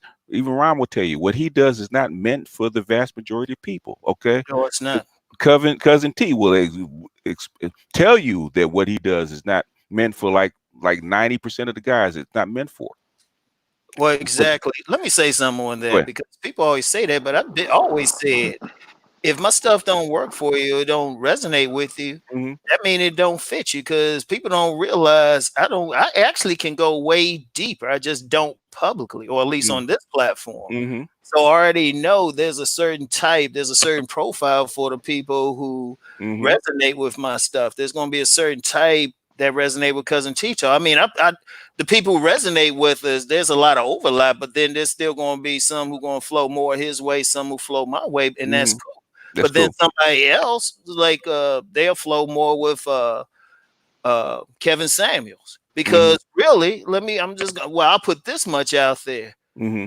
Everything goes down to what's in your DNA, what's in your life path, your personality structure, to your natural blueprint. Hmm. So it's not going to resonate with everybody. And plus, I'll just put this metaphysical thing out there. Everybody's at different stages of their evolution. Hmm. So, somebody might need something totally different for what I'm talking about, Yeah. and that's cool because that's where they at. Yeah. And I respect that, I don't have a problem. That's why you don't hear me go trying to like say something about other people. I just say, look, this would work. Yeah, that does work, Hmm. but this is what I'm teaching. This is where I'm going, you Hmm. know, Yeah. No. because even when I talk about body game and cousin T, this, if I start throwing in like the term chakras, Hmm. then I match that with the body game. Then all of a sudden, the metaphysician's like, "Oh, that's why," Hmm. So it's like, but that's what people at a certain level. Some other people will probably be like, "Oh, nah, that's some crazy ass shit," or I'm like, Hotel. "Okay, And yeah, just like there's 100 ways to hunt a particular game, you know, mhm, according to the animal that you're hunting. There's mhm, more ways to skin a cat. You know, uh, there's different strategies for who you are, what you are, and mhm. how you approach things. Like everybody's not a gamesman, so Nope, you don't have the gift of gab or the personality to actually go out and chase and get rejected like that. So you have to have a different approach. mhm, Okay, Correct. there's lots of different ways to do things, and things you have to find a coach that actually aligns to what you're trying to do with your exactly, personality. And sometimes it takes going from one coach to the next. Why do you think NBA coaches and NFL coaches get fired all the time, right? exactly, Oh man. They get a great coach to get with a group of guys that don't fit his coaching personality or his style, and they go 0-16, right? He gets fired. A couple years later, he gets a team that does align with his personality and his style. They win a Super Bowl. Right. exactly. It's a fit, and coaches are the same way. It's a fit. That's how come I don't understand this back and forth, especially in the manosphere, right? Oh, Especially what I'm coming from. I'm trying to find, especially on my channel, I'm trying to find the person that will help you achieve what you want. mm-hmm, And so some guys want to chase a lot of women, okay? Some guys just want one woman, mm-hmm, okay? Some guys want one wife, and be happy. yeah. It depends on who you are and what you're about. Some guys are like they're 85s. Some guys are Mhm. 87s. Some Oh guys are yeah, 100 octane. They're different classes of dudes with different stages of life and different needs. So you're going to need different people to align yourself with. So exactly. rhyme ain't right for everybody. I can tell you that. I Cousin ain't. Tito is definitely not right for everybody. That's right. There's a minimum qualification actually learn from cousin Tito because like say 90, I would say 95% of guys are not going to qualify at that level. Okay, it's Nah. just not. You Right. won't be able to actually actualize what he's teaching. Yeah, don't listen to a former stripper trying to get a wife. That's not gonna. That's especially, not, especially one with brains. Okay, there's a yeah, lot of strippers, but there's not a lot of them with brains. Okay, Yeah, yeah, exactly. yeah, And then, you know what? That's why, like any structured society, they have different groups. They have different clans. yeah. Like in Africa, we had different clans depending on what someone's life purpose is Hmm. and everything. It wasn't always a blood clan either. Some metal people were metal workers. Some were people. A lot of people were in the warrior clan. Wherever they, as soon as you're born, they say, "All right, which clan should they be with?" Now, yeah, in some cases it could be biological, family related, but it might also be like, okay, this is a warrior, this is a scholar and stuff. Hmm. Hmm. Yeah, And that's it. It's and like people just got to yeah. find what works for them. Okay, in the black community, somebody else is actually saying a cookie cutter mentality. In the black community, because of with the way we were actually formed, right? We have a lot of loose structures. Okay, Yeah. in other words, we don't have a clear cut hierarchy between an 85 and even 100 octane, right? Or Hmm. even a 92 octane, because we have family members that are still in that class that we have to deal with. Yeah. And so there is no, I'm not saying that there is a structured hierarchy, but the thing is, if you look at Molly, she has to go back to her family. Okay, Yeah. Oh yeah, that was big. Oh yeah, let's bring this back around to them. But go yeah, ahead. go ahead. No, no, go ahead. No, I was saying no, go ahead because you're right, because that's a perfect example of the class structure. Hmm. Despite all the money, despite how she living, she going Hmm. back in the hood with her family, and Yeah, they call her on shit. They mm, just totally family. yeah, yeah. That black family that you fuck up, they let you know right there. Her brother called her on that stuff right there. Yeah, You yeah. You called. She said, "Dad's not a nigga. Dad's a nigga, but just all grown up." Okay. yeah. No, that's it. That's a really good point. There's a lot of PhDs who couch surf for a living, like just so that they can get their work published and Yeah. gladly. So when we talk about economics, that does not necessarily determine your class. know? There are other indicators that Hmm. really solidify class, and that's why these lessons are important because you learn what's the language of a class, what's the Hmm. Yeah. mask, and what's the uniform of the Hmm. class, and that's why Mali is a good case study of a 92 climber, Hmm. as in contrast to a Condola or a Tiffany, who's a natural 92. I mean, it's as stark as this night and day, Hmm. It is. and it's actually very stunning when you step back and observe it. But what happens is, I think a lot of people they don't want to come to terms with that reality. There's so much of our experience that has been artificially suppressed, Hmm. that there's a lot of our our sort of our expressions that have been put into boxes, whereas other cultures and spaces have been allowed to express Hmm. their class differences. Um, so there's a lot of reconciliation that needs to happen with that. That causes a lot of frustration. Mhm. But again, it takes spaces like this that acknowledge the octane scale, but Yeah. acknowledge the differences and the distinctions Hmm. in class structure. And I always liken that to a construction site. When you're building a building, when you're building a skyscraper, it can't just be one class from start to finish. You need your laborers, you need your Mhm. architects, you Yeah. need your politicians, you need your lobbyists to get the funding, you Hmm. need your masters of the universe, to coordinate the structure of and the reason why a building needs to be built. Hmm. But it all comes together for the benefit of the whole. Hmm. Hmm. Yeah, and that's the whole thing right there. That's the important thing. Everybody realizing what lane they in, what their job is, and really just owning it. Yeah, Because yeah, in yeah. that you're jealous of the next person. Everybody got their role to play, which is really starts from within this spirit from when they are born. Everybody has a purpose, Hmm. and they have to find And it. They have to. That's the biggest problem. Finding it. You know, Yeah. what kind of woman do I need? You have to know who you are. Boom. Wait a minute. Wait. Hold up. Hold up. Wait a minute. Hold on. I gotta turn on my camera for this. Wait. Let me get it right. Yeah, I got a bow on this one. Let me turn this off. But no, seriously, no, seriously, because I've talked about that. T-Tars talked about Mm-hmm. that. Yes, you'll throw it out. You know, a man before he really even think about a woman need to know who he is, and then he'll know the woman that's right for him. Yeah, and women in their own language will actually say that Mm-hmm. because they're looking to find out what your program is. Okay, Mm-hmm.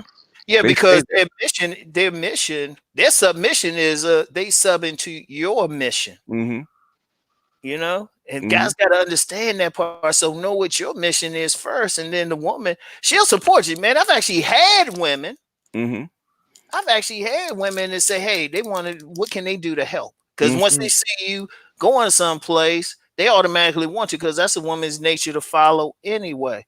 You know, I know some feminists might be getting mad, but they know they do it too. They might even pay some people just to follow them for a weekend or something. That's how badly they need to do it. But no, seriously, that's what men have to do. Don't worry about the woman, because if they following behind the woman, she don't respect that, and you know, you get a whole bunch of problems. Yeah, yeah. That's the first question that I ask when somebody says, "What kind of woman is right for me?" I have to know who you are and what your mission is. If you don't understand yourself, then you're not going to understand the woman that you need. You're going to be. Boom. If you look at Lawrence, Lawrence is a perfect example, right? Yes, yes. Until Lawrence understood him more of himself and what he needed in a woman, then he was actually going from one woman to the next, trying to find what he needed. His father actually, kind of slapped him around a little bit. Mm-hmm. No, Hmm. he needed to. Oh, real quick, say, will people respect your lane? Yeah, if you don't give me any opportunity to disrespect your lane, what can they do about it? Well, that's wrong. Seriously, Okay. yeah, just be like, shit. It's like, this is what I'm gonna do. What the fuck you gonna do about Is it? that we got to remember who you're talking to with Rom now. Seriously. As long as if you got a swing or something, because when you on your mission, Yeah. that's your mission from God or whatever you want to call deity. It's like, I'm gonna do this.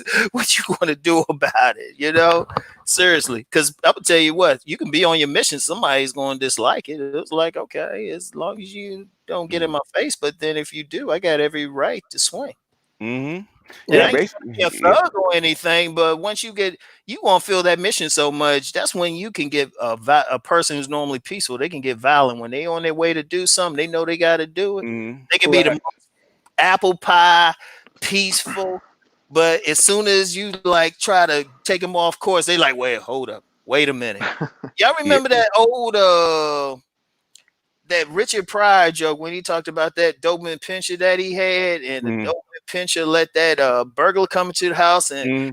burglar was getting everything, and the dog was showing him. But then as soon as the burglar got to that door, the Mm-hmm. Pinscher changed up and said, "You can't leave yet." Mm-hmm.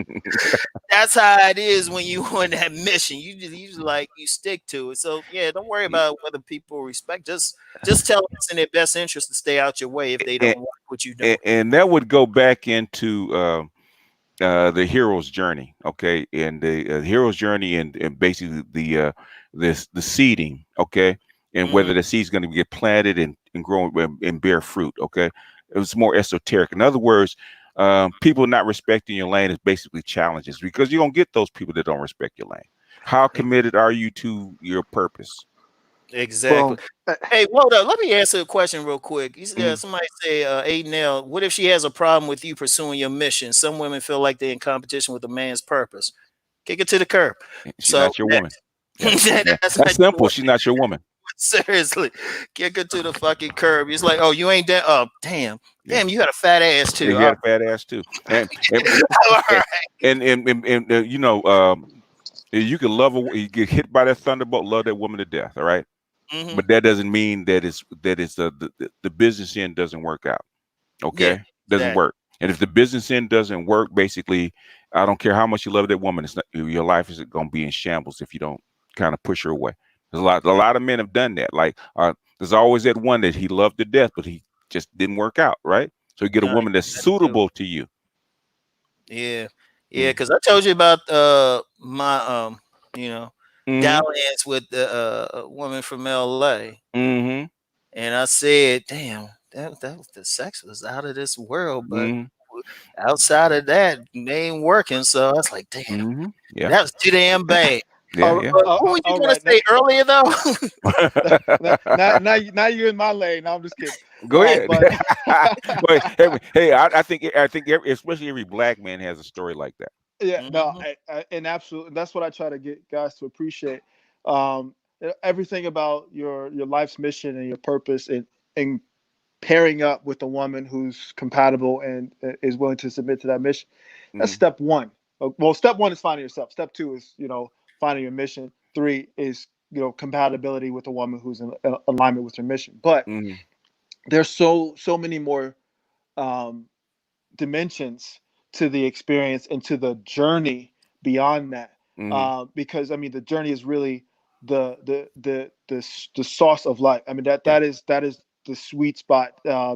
The actual journeying through the path, all of these twists and turns. But Mm, when you were talking about different cultures bring mm, different value to an mm, experience, I mm, mean that is so true because and we can bring this back to what happened in Insecure, this most recent episode. mm, Three, three or four different coaches can look at it and pull out three or four different elements in the mm, same scene. I have to keep going back to the office scene because not only were they showing the office F file, mm, but those women were married. mm, Besides Molly, and she was entertaining a relationship herself. mm, So what does that tell you though? mm, And some mm, videos found, whatever.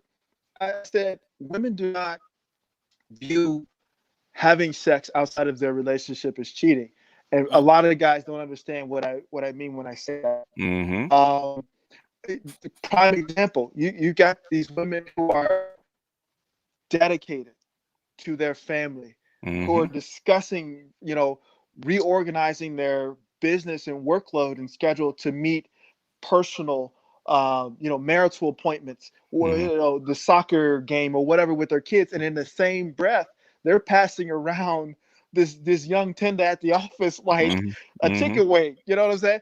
In the same breath. So a lot of that element and those aspects of reality, a lot of guys are blind to, have mm, no clue about mm, what just happened there. How is this a thing? How are they able to manage that and still go home, cook dinner, and have everything to say about work, and play her role basically? How mm. are women able to play that role well? Exactly. Well, I'm Yeah. gonna tell you what, I had learned that earlier. There's a woman I knew coming up, and she said how she could fix her husband dinner, breakfast in the morning. He go off to his job. She get Mm, on a plane, go to another city, get her mm, back blown out, be back in time to have his dinner on the table, mm, mm. like it's nothing. Like it's nothing. A Yeah. lot of guys got to understand that women could do that because Mm. and see, that's what we see. And I mean, I've had women tell me like when they by themselves what they be talking about.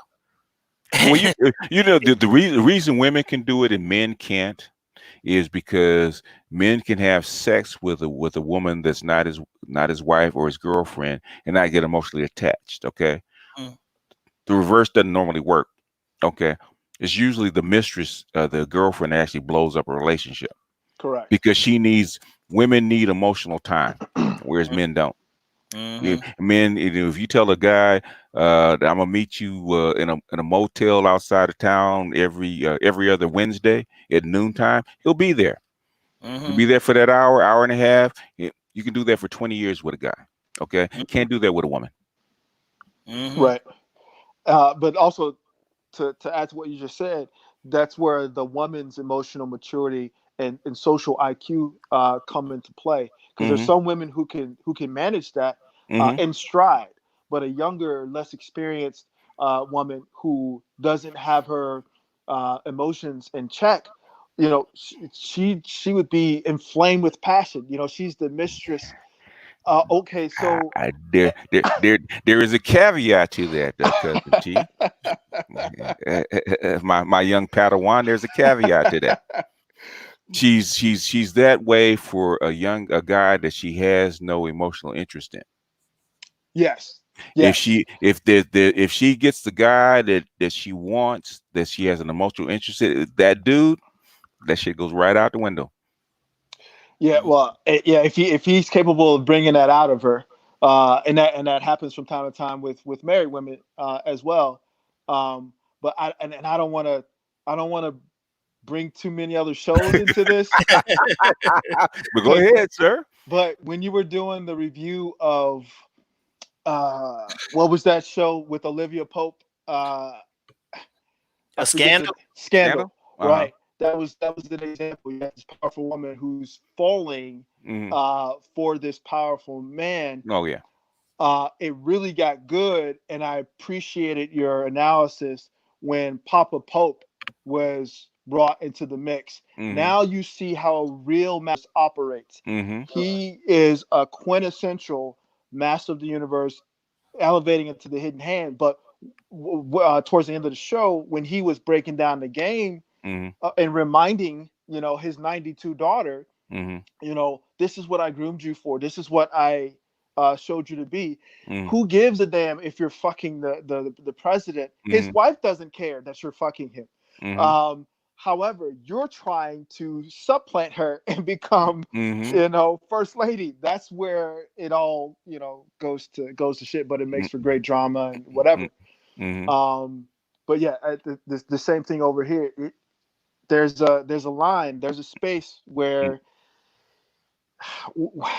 and this is why we try to repeat it and we drive it home to guys. The things that men believe and think that women Mm-mm. care about, they Oh could yeah. care less. Yeah. Yeah. And they guard they guard that secret jealously, because the two videos I've gotten taken off of YouTube had to deal with that very that very topic about women cheating. Mm. Mm. You know what? That'll be another 3 hours of talking Yeah, because yeah, look, I'm yeah. gonna tell y'all what. A Uh, lot of the stuff that I talk about in my books, mm-hmm, it really came from being that side dude, especially in the 90s. Because mm-hmm, then I saw the real side of women and the way they could cheat, how slick they could cheat. I mean, I had already been told stuff from the time I was like little, how they did it. And mm-hmm. you actually saw how they did it. And there's some stuff I can't even like casually talk about now. I seen some stuff with some people close to me. And I was like, damn, I can't even tell this dude what's going on. And you just see it. It's like Yeah. I Nah, actually one nah. time I'll share this. I Mm-hmm, knew one woman and she looked like, I'd say I would call her a 92 climber, but not like Molly, like legitimate. But mm-hmm. she actually could probably pass for a natural 92. She had Okay. raised up and Mm-hmm, it was someplace, and we're just talking casually. She was married, and I always remember what I said to her. I said, "Hey, as I was about to walk away, I said, hey, you be careful out there. You open the cheat on your husband." She stopped me, and we talked for another hour, and she broke down why she would do so. mm-hmm, But if you were to see her, you wouldn't even think she would get down like. But it was just something I saw in it, and it was just real quick. mm-hmm, And see, that's why this whole select, non-select thing, I understood because a lot of times the women are married, they'll actually marry a non-select dude, mm-hmm. because he looked decent enough. Cousin T-Taw talked about this in his book. He talked about the 5 F's. Mm-hmm. They get a guy, he looked decent enough so the baby won't look too ugly and, take care of Mm-hmm. some other stuff. But then that one guy who they lust come in the picture, they'll figure out a way to get with him as Yeah, long yeah. as they feel like he'll be discreet. And the smart guys uh pick a woman less for looks and more for her abilities. Smart Exactly. guys Correct. do. In Correct. fact, in fact, if you really look at the groups that actually have a lot of money, have more success, okay, they marry for completely different reasons than most other groups do. No, they do. They marry from the head, from the neck up. They thinking Mm-hmm. about some stuff, Mm-hmm. you know. And they might even fool around on each. I mean, they might even have like side pieces, but they got to understand and how to carry. Yeah. Oh, they do more than that. They swap. They they go to retreats. That's a buzzword. Mm-hmm. Uh, they fly in talent, but it's an understanding. Mm-hmm. The trajectory of the relationship is understood, but also they have they employ counselors, they employ therapists, they Mm-hmm. employ holistic sort of rituals. They're always searching for something new age to offset the work life balance. If you Mm-hmm. notice that they're not um, they're not too caught up in maintaining some fantasy that they're unwilling to seek like the help of a professional, Mm-hmm. and that's also a key difference, among cultures. It's a cultural thing that I know we're trying to swing that pendulum back towards it, because we're natural counselors, we're natural therapists, but that's an art that's been lost in certain spaces. But I really wanted to. I'm not gonna go too deep into this one thing, but I remember in some previous years, BGS, you would get right to the cusp. You would get right on the precipice Mm-hmm. of saying some things, Mm-hmm. and I think that some people in your audience would sort of shriek back a little bit, Mm-hmm. and then you would stop. Yeah. You didn't, because okay, we talk about the octaves, okay, Yeah. we understand the octaves as far as the social structure, and we talk about masters of the universe, Mm-hmm. and then obviously different rules apply. Mm-hmm. Um, but when we talk about groups that are higher than those levels, Yeah. above the 92s, above the masters of the universe, then you get into families, you get into royalty, you get into bloodlines. Mm-hmm. Okay, and Oh shit! right, exactly. That's where I was like, I remember BGS almost got there one time, and then he was like, "Oh, let me stop." Hey, you know Because what? You know what? And I'm gonna be real. I'm gonna be real. We get into that. Something might mysteriously happen to this thing.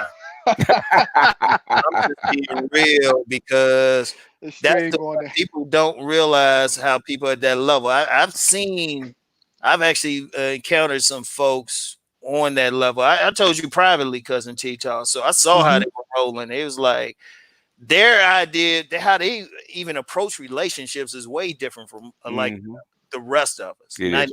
99.9% of the population, they don't play. I mean, that's some straight Yeah. selective breeding, eugenics, Yeah. everything. Yeah, if you watch Game of Thrones, how they go about courting and picking wives and stuff like that, that'll give you a very, very good insight about how that works. He didn't.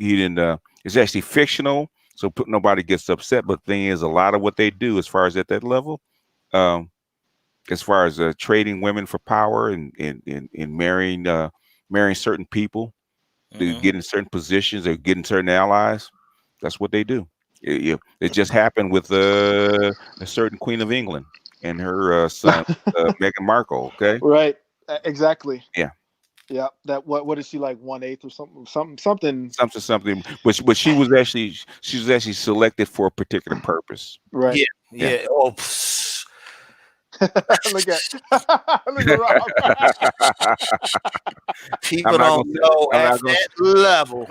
Yeah, Yeah, we want to keep this one up at that level. People don't know yeah. because that art, that science of mating is some serious stuff, and that's Mhm. why Mhm. we. Nah, I was about to say something. I ain't even gonna throw that out No, there. don't I'll throw leave it out that there. one. That's for the barbershop. We leave that for the barbershop. Uh, Yeah. I mean, I've explained it. A lot of people ask me about it. I said I've actually explained it, shown pictures, shown details, and gave them the particular reason why she was picked. Uh, Mhm. but people don't accept it. It's okay. You know. and to be honest, they're even higher levels than that. Mhm. It, it seems unfathomable, but when you go to the real dark pill, Yeah. okay, there's a such thing as dark plasma. Now I'm gonna Yeah. leave it at Yeah. that. Yeah. Yeah. Well, Rom know what I'm talking about. We ain't even gonna mention. Well, this stuff has been around for, people have been around for like, a million years, right? Yeah. And human nature doesn't change all that much. So basically, a lot of people at that level, that this knowledge has been passed down from person to person to person. In fact, that's how come Sigmund Freud was an outcast, because um, a lot of this stuff has been used to control people. He wanted to actually use these dark arts, for lack of a better term, to actually help people. So him and Jung, if you actually get into really deep Freud and really deep Jung, there's a lot of things that you can actually find out about not on human nature, but also about yourself. Listen, Oh, yeah. Young has a few library books that are overdue. He needs to return. But in any case, Emerald tablets. Anyway, we were talking about. Yeah, that's how come when I do an astrological reading, that's why I use Jung. I use Jung for a reason. People don't understand it, but I was actually told that by a psychiatrist here that's conscious. Mm. That, the way you read Jung. Oh yeah. Read Jung and read if you read your chart from a Jung perspective, I said you get a lot of insight. It's not magic, but anyway. Like I said, you get to that edge, and then you gotta bring it on back. Barbershop, that's barbershop right there. Yeah. Yeah, that's why I'm being real quiet, because I was about to say something. No, you It's can't. almost like I'm just like, Well, you live within the heart of the beast. You can't say anything. Oh yeah, that's what people got to realize. Yeah. There's even a reason why I don't even talk about like some stuff people think I should approach on No. my channel, because No. I'm like, let's just say I know I'm being watched, and I'll leave. Yeah. I'm here in LA, a long way away from it. I'm not even in that particular class. I feel it. So Yeah, it is. No, I was letting know. So somebody let me know specifically without letting me know. I put it like, because it was over a phone call. So I was like, okay. Oh, that's so cute. That's real cute. Yeah, you got friends that will let you kind of know that, okay, this is they don't they'll tap you on the shoulder, say this is not the direction you should go in. Yeah, pretty much. Yeah. Let's just say it was just like that, and that's all I can say about that. So, really trust thoughtful, me, though. they in a position to know, and I'll leave it at that. That's thoughtful. That's really thoughtful. Oh no, we ain't doing nothing on Patreon either. Don't think for a second that's not monitored. No. That's monitored. It's just for a particular, Oh man, yeah. Even if there's nothing. Let's put it this way: there's nothing electronic that's not monitored. Basically, it's hard to even do it face to face nowadays because they're so sophisticated. Correct. Yeah. No, he's right about that. Yeah. No, the only way you could possibly, and I'm saying possibly, all every single thing electronic, you probably had to like strip down to like boxes or something, make sure maybe some older stuff, go someplace and make sure there's something in the trees or you're under some trees. I mean, seriously. just go 4D. Just leave some graffiti on 4D and it'll be all right. Yeah, you do that, or basically you can take a nice little walk by the ocean where there's a lot of noise. There you go. Yeah, that was a lovely little turn we took, but anyway. No. Damn you, Rom. So I'm gonna post those videos. I've been trying to catch up so that I can be up to speed on the different relationship dynamics with Insecure, because like was brought out earlier, that's a really good sort of viewpoint into different degrees of relationships, and just how people need to explore, just navigate, and how some people have help. Women, despite all of their warring and cattiness and infighting or whatever, they honestly try to do what they believe is best for each other. Even though sometimes it's misguided or whatever. And I think men, we do well to observe that and apply that our way. Yeah, it's very seldom you see a show where women are actually talking to themselves honestly, and that's what this show is. They're not talking to men; they're talking to each other. When we Exactly. get to peek inside what they go through, and from the reaction of the fans, this is actually very, very accurate. Oh yeah, yeah, and that's a beauty. She even Issa Rae even said that when they're in the writers' room, they just be talking about some real stuff that actually happened. Yep, that's what happens, and that's why it comes out on basically on film. Hmm. That's why I use Right. it. I'm just waiting for him to go to the strip club. But that's They've been to the strip club Oh, the first yeah, season. he did the bachelor party, right? Yeah, Or no, okay. not well. No, the first season when he was breaking up. Oh, Mm. okay. I gotta check that out Yeah, because yeah. When he that'll get be a good analysis. and he found out it wasn't for him. Okay. Oh, I definitely got to Oh, check Yeah, that that's out. right. Yeah, Lawrence went. Yeah, yeah, yeah. yeah. He found out it wasn't a trick, so that Hmm. wasn't what he wanted. Now Nah, that is no. interesting. Hmm. That is see that goes. I don't even know if I saw that episode, but that's really telling me about his Yeah, character. yeah. The last episode of the first season. Okay. Yeah, I remember that. Yeah. Hmm. Yeah, And because when he gave Tasha the back shot heard around the world, at first I thought that was one of the strippers. Then I looked, I was like, oh damn, it's no, Tasha. he has to have he has to he sex is part of it, but he needs a genuine emotion to have sex with a woman. Yeah, He's not that kind of guy. yeah, and that's the thing about him, and and that's a realistic thing. That's a Hmm. realistic thing. But I have a question. Go ahead. We kind of went over it, but this about Lawrence. I mean, what's your general feelings on how they be like generally looking at Lawrence? I mean, About how about how overall, women. we talked about it earlier, but it's like when you really get down to it. Mhm. I mean, the fan reaction to him is deep. I mean, I don't really think about Issa, Molly, and then when I'm not either watching it or doing a review on it. Mhm. I was like, oh, okay, did the review, good, uploaded it. Let me do something else. But they be having major breakdowns and stuff about Lawrence every place. I be like, damn. Okay. This is the this is the thing is that the chicken and egg thing. If Lawrence was a better man, she wouldn't have cheated and they still be together.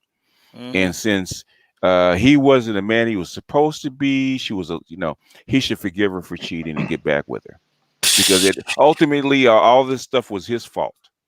Okay. Oh yeah, the accountability The thing. Yeah. accountability thing is his fault, and since he wasn't the man he was supposed to be, he should give Issa a second chance and forgive her cheating because she did it only because he wasn't the man he was supposed to be, Um, and they're mad at him since he That's deep. since he's being hard headed. Because gotta remember, I did this the video on uh, uh, the S word for the black community. Unfortunately, our women expect us to submit. yeah. That's the way they're Yeah. trained. Even though Yeah. it doesn't always work out that way in real life, but the thing is, that's their expectation. You look at Molly, you look at Issa, even Condola. Basically, they they they expect men to service them, Hmm. and a lot of women are upset that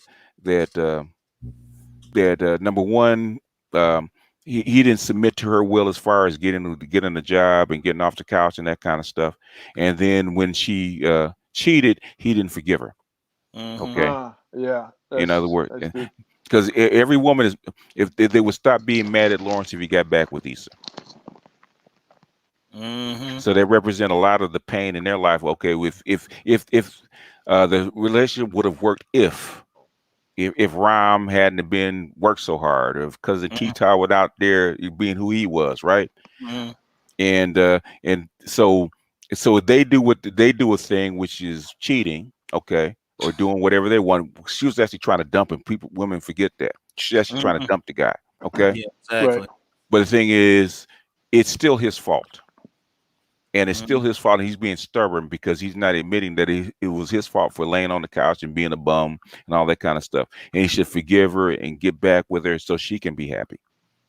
It's a very good point, and that speaks to the language of women and how they communicate um, situations. So women use obviously a lot more words to communicate something Hmm. than we do. We'll get straight to the point, but a woman will uh, make this whole story, go down the street, around the corner, Mm-hmm. to the store, grab milk, and Yeah. in that, you're supposed to get what she was trying to communicate.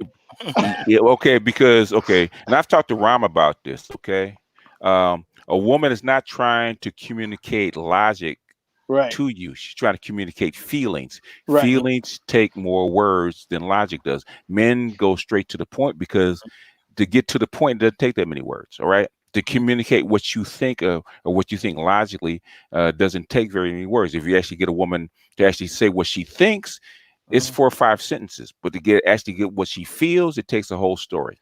Yeah. Oh man, okay, that perfect, perfect. I'm gonna vault that to the next level. Yeah. That's that's where the pillow talk comes in. Mm-hmm. Because once you made her release, she's Yeah. she's all logic now. She can tell all the plans. Like Yeah. Yeah. Yeah. she gonna tell you where the money's stored. Yeah. If you ever notice when a woman's pissed off at you and she wants to tell you exactly what she thinks, right? In a in a certain manner, she's already decided what it is she wants to do. It doesn't take her very long. She doesn't talk very much. You can't get her to talk. She's gonna tell you exactly what she thinks, what's getting ready to go down, and that's it. All right. Doesn't take very long. Very short conversation. When she's trying to tell you how she feels, then it could be all day. Yeah. Yeah. Absolutely. Sometimes I don't even talk. They be all quiet and stuff. You be like, what's on your mind? And then they go through a lot of stuff, talk some story that don't even have to deal with the real issue. Mm-hmm. And then Mm-hmm. you just Yeah. sitting there like, Yeah. dang, you know. Yeah, you think like, can you get to the point? There is no point. Okay, that's how I come say I actually trained a couple guys how to do this. I said, okay, you actually speak in her language, right? She starts talking. Well, how do you feel about that, baby? Or what did you feel when she said that? What do you feel when you said that? Okay, now once you get towards what she feels, she gets in contact with it. Okay, now what is it that you think? The reason that they did that? Why did they do that? And then they started slowly but surely ascend into their logical mind. And then once you get to that, you get right to the point. Mm-hmm. But the thing is, a lot of guys want to say, can you get to the point? Can you get to the logic? Can you get to the logic? No, you got to go through the feelings first. Yeah. And that you That's actually shorten up the whole conversation. that is interesting because that speaks to the dynamic of um not necessarily, well, yeah, female nature and femininity in and of Mm-hmm. itself. When Mm-hmm. we talk about a woman physically, we got to warm up that oven before Mm-hmm. we start cooking. Mm-hmm. Us men, we ready to go. Let's get it. Mm-hmm. But Either we're in the mood or we're not. exactly. But when it comes to a woman, you have to Mm-hmm. build up. You have to build it. There has to be all of these different triggers and all of these, Mm-hmm. different ways that you need to service her arousal Mm-hmm. before you can effectively, communicate orgasms. Mm-hmm. Mm-hmm. It's just we're because of our body structures, our brain structures, we're actually opposites. In other words, I mean, mirror images of each other. So what's left is right, and what's right is left. So we have to Yeah. approach it from a different direction. Exactly. Exactly. That's what I talked about on a video today. About not having women think logically, because it's like just learn how they actually communicate. Mm-hmm. And then I mean, that logic is still there, just like we got emotion in us. But Mm-hmm. if a man learns how to really communicate with that emotional side, he can still get what he wants. Yeah. Preachers and pimps. Yeah. That's the game right Yeah. there. Yeah. And they the same thing. Because I told a pimp, it was actual pimp. I said, hey, preachers are pimps in the pulpit. He said, don't insult pimps like that. But seriously, they that's what they do. They just figured out. In fact, some seminaries actually teach a preacher that. Mm-hmm. They Yeah. actually teach him that. People don't realize that they actually teach him how just to get into that emotion and get where they That's get where what they can.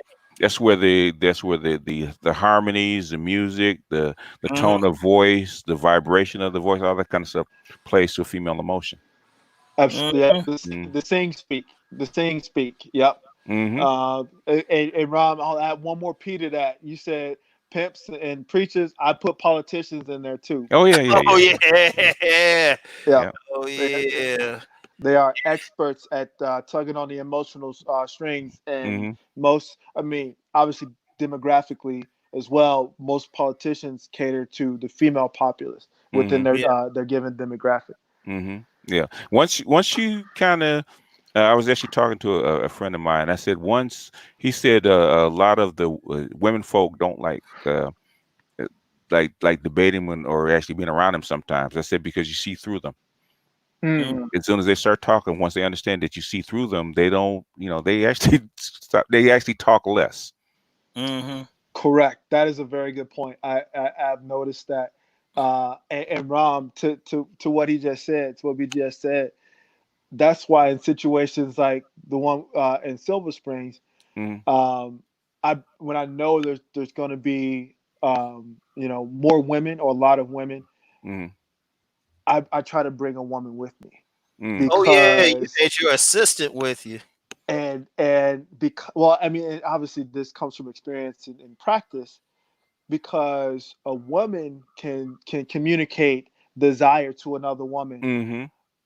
immediately Hmm. immediately and get them on the program on you the man's program Hmm. quicker than you even us, okay, and Yeah. we're pretty damn good at what we do, okay, Mm, but a woman can do that so quickly Hmm.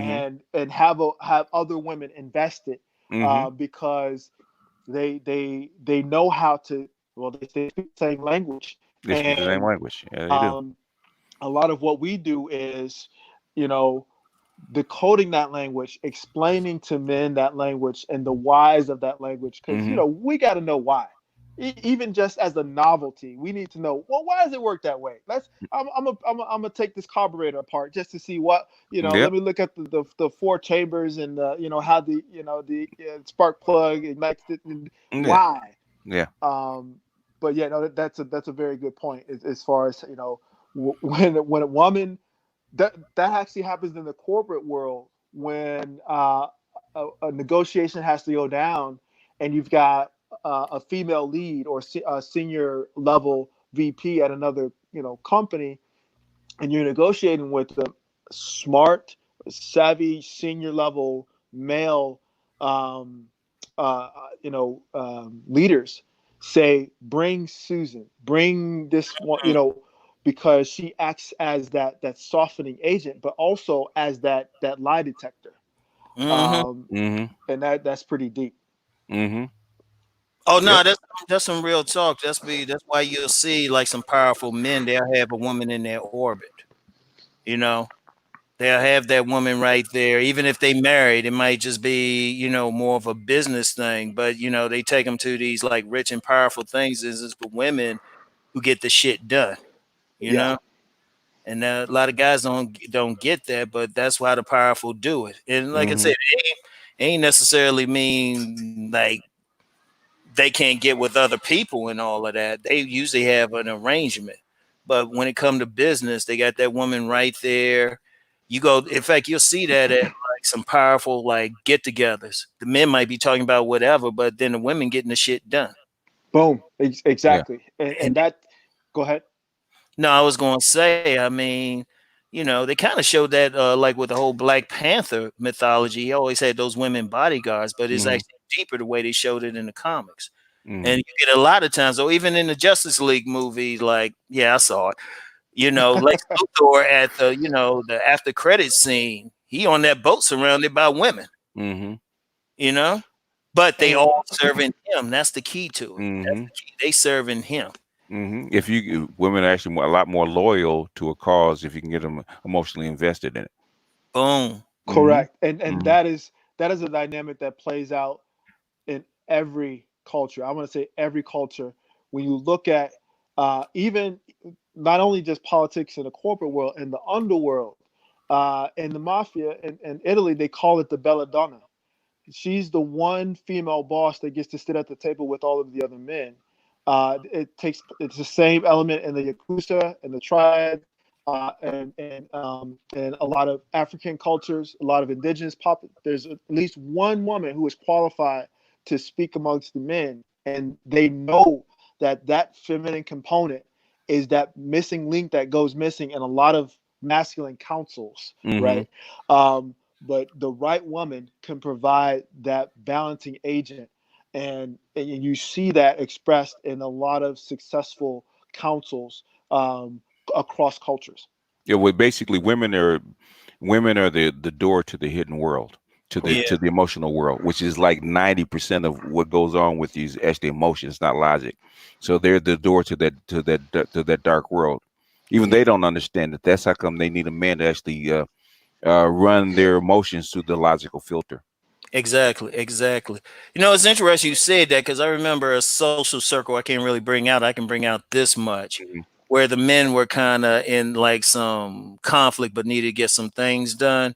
And one of the women associates said, okay, why don't Hmm. we all get together, all y'all guys, but every single one of y'all bring y'all woman with you and we'll get this done. Whatever y'all need, y'all tell us, Hmm. talk it out, come back to you, get your approval. Hmm. I'm Hmm. I Yeah, was like, but this one of those like powerful type of sisters, old school. yeah. She knew the game. She knew the Hmm. game. It wasn't about them. It's about what we wanted. Their thing was just to make the negotiations go smoother. Yeah, yeah. You Because negotiations have an emotional component. hmm Hmm. And that's what would have happened because ultimately, Hmm. okay, let me piss off some feminists now. Ultimately, when a woman serves, the man is still the king. It's like the Black Panther thing, you know. Sometimes in the comics, Adora Malaji, they be doing he just be sitting there chill, let them doing the Hmm. fight, It's you know. But hold they on a second. serving him. He the king no matter what. Uh, legitimate processor. Okay. Do you want after this is over? Do you actually want to have you on with me by yourself? See what you know since you're talking. Because if you knew what we know, you'd be up here teaching. Okay. In evolution. Yeah, he doesn't know what he's talking about. He's saying, well, Uh, with female nurtures like children. I said, no, Oh um, wow. it's not. Okay. That Wow. shows you how little, because how little you understand about the feminine. Okay. I nah, mean, the feminine is powerful, and if a man really knows how to work it, which people like me and Tito are trying to tell people, and Mhm. even you, BGS, like I said, you could have that coach word put on yours, but you just kind of retired from the game because you throw out some stuff. So it's absolutely. like you, the elder, who's just like, I'm gonna let y'all figure it out. I'm trying to tell y'all Eh, stuff, eh, eh, but I'm gonna eh, let eh, y'all eh, figure it out. And the reason, okay, a lot of the, okay, this is something that I've talked about. A lot of men don't catch it. The reason that you to have the right woman because the woman, your woman is your mirror. Okay. Mhm. In other words, you don't have access to your inner world because you're a man. Your logic, right? Yeah. But she does. Okay, she's the door to your inner self. Mm. And that's why I tell a lot of young guys that are really, really young, if you really want to know the game, right, get yourself a woman that's over 35 to be your either your first or second, because she will give you the game. She will become your mirror, and she will explain a lot of your emotions to you that you don't understand. So by the Oh. time you get to be 30, you'll have most of the game figured out. Like most women, I've had them figured out at by the time I got to 30 because I had a woman that was 20 years older than me when I was 23. Hmm. Mm-hmm. And I'm gonna tell you what, and that's some real talk. Cause and this was when I was 30. Now I had a lot of women tell me some stuff. Dealt with some older women, but I Mm-hmm. hooked up with this woman in Puerto Rico. She was 49. I was Mm-hmm. 30. Man, she read me like a book. Most people can't read me, man. She was telling me stuff about me. I was like, damn, how you know? And she was just sitting there, and she was as she used the term for both of us, country folk. Mm-hmm. So Mm. and she actually was gifted, Mhm, and she was telling me some stuff and said, yeah, you this, you that. I was like, damn, it wasn't nothing bad, but I was mhm. like, damn. But Yeah, she was totally tapped into her feminine nature though, yeah, totally And, tapped in like a and, power, but she knew how to use it though. She knew how mhm. to use it, Yeah, and she just had yeah. she knew even in her seduction of me. Mhm, I was just watching how she did it. It was just very subtle, some mhm, here and there, and I was mhm. like, "Damn, this is Yeah, this a master right here." yeah, yeah, boom. yeah. That understands herself, and you know? and and it's so prevalent throughout. Um, when you mention that women are the door to the hidden, that is such a powerful statement. I mean, look at a deck of playing cards, right? Mhm, You got king, jack, ace, one queen, one female with those cards. I'm using playing cards as an mhm, example. Other folks use tarot cards. That's a little deeper. But Mm-hmm. when you think about the door to the hidden, just think about how seminaries are set up, how ancient temples are set up. You always got a high priestess.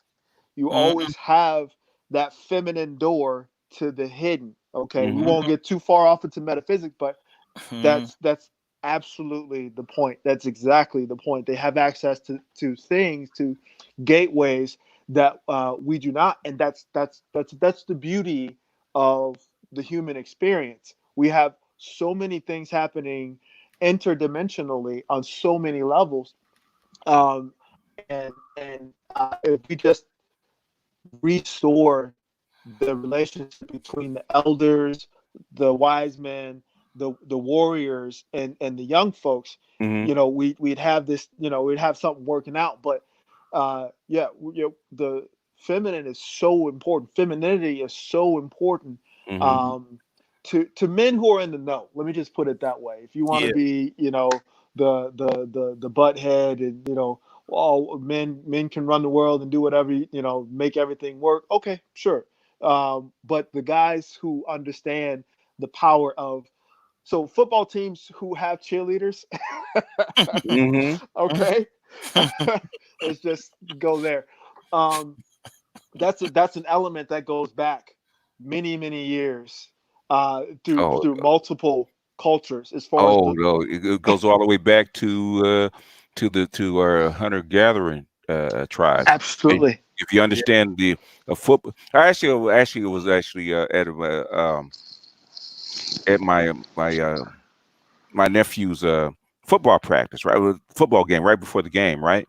And yeah, he's like 32 now, so it's like maybe 20 some odd years ago. And they were actually going through chants and hitting their pads. They're going through warrior chants, right? Hmm. That's your hunting party. Right. Mhm. And your women are the women, the cheerleaders are actually the women that actually send them out and welcome when they come back. So it's actually a dynamic that goes way back in our Mhm. psyche. Yeah. Correct. Oh, Absolutely. exactly. The ancient men of fame, the warrior class, with they got the first pick, of women, and the Hmm. village people and the tribes, they knew that, and they Hmm. understood that. Here, take, the women who are fertile, they got the vitality and everything like that. Hmm. And as soon as the warriors came back Hmm. from war, they get the spoils, they get the best fruit, they get the best foods, the oils, and Hmm. they're presented with the best women. Best women, yeah. They actually carry on the line for it's for the best the actually the needs of the clan. To have the Yeah. best men carry on the best line and actually hook up with the best women, and she Mhm. serves the whole society better. Mhm.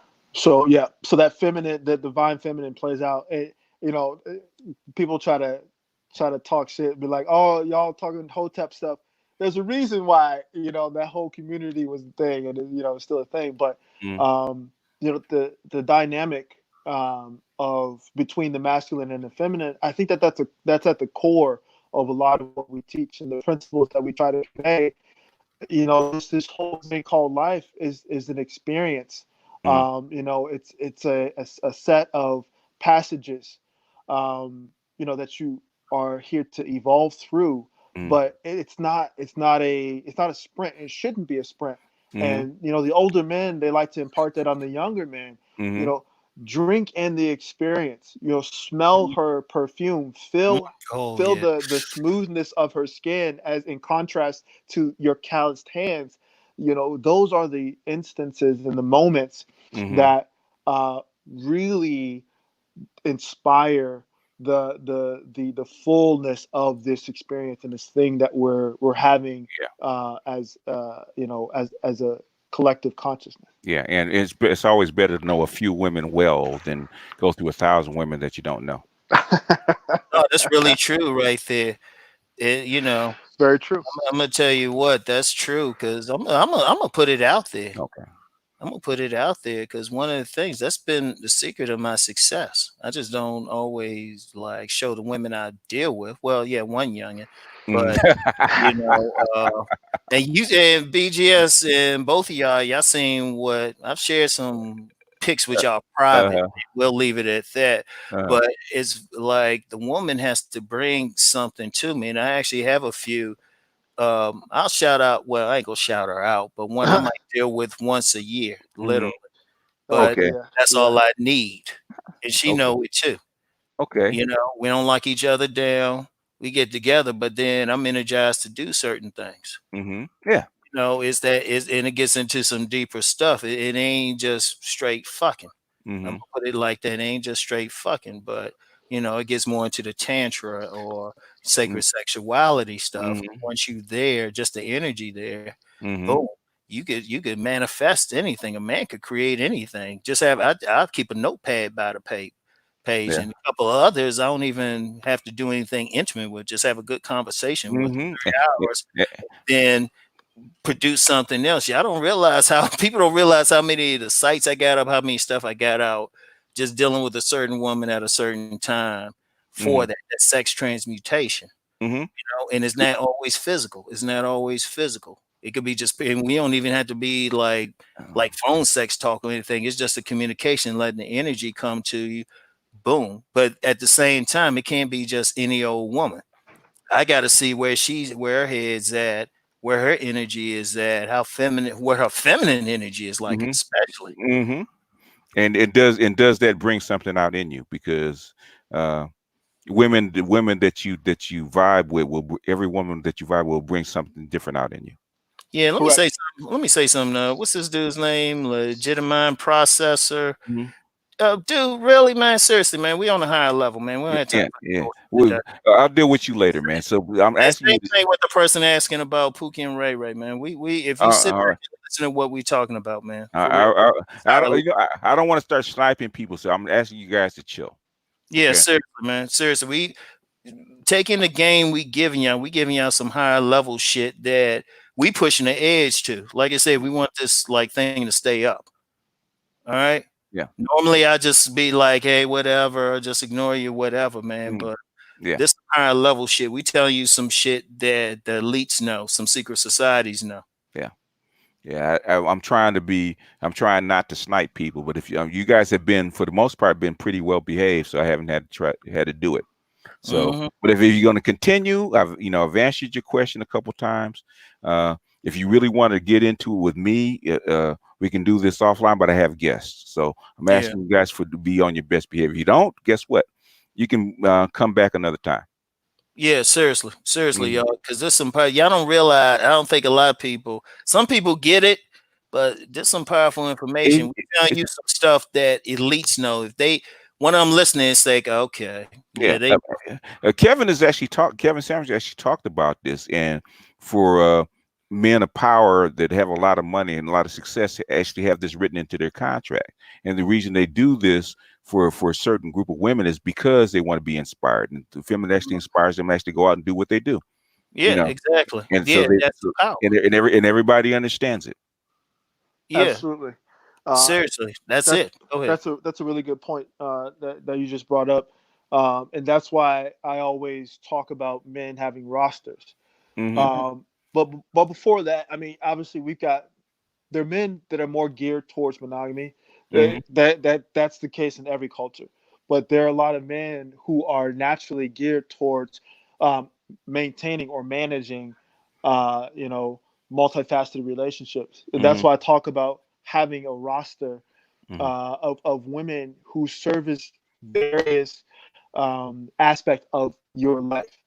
Yeah. Uh, most men are one dimensional, especially now in the modern Western world, and they don't Hmm. get it, and that's Hmm. okay. But again, that's why again, shout out to Master Teacher BGS for hosting us on the panel today. We really appreciate it. Yes. But Oh, I appreciate you guys for being here, man. um, Yeah. but I want to encourage more of these talks so that other men and especially younger men can understand that there's a way bigger world. There's a Hmm. Yes, way you're right. bigger, experience, an expansive experience Hmm. that men like us have trotted and we ventured through those spaces, and we Hmm. want to impart our lessons and impart our knowledge, Exactly. so that hopefully other guys and the younger men can build on that, so Yeah. that they can see what we see and appreciate the experiences and not harbor, these preconceived notions about male female dynamics and relations, and not focus on how strained things are. Mm-hmm. Because one thing that we tend not to talk about, Mm-hmm. even though we've had our share of relationships. I think all three of us have been married at one point.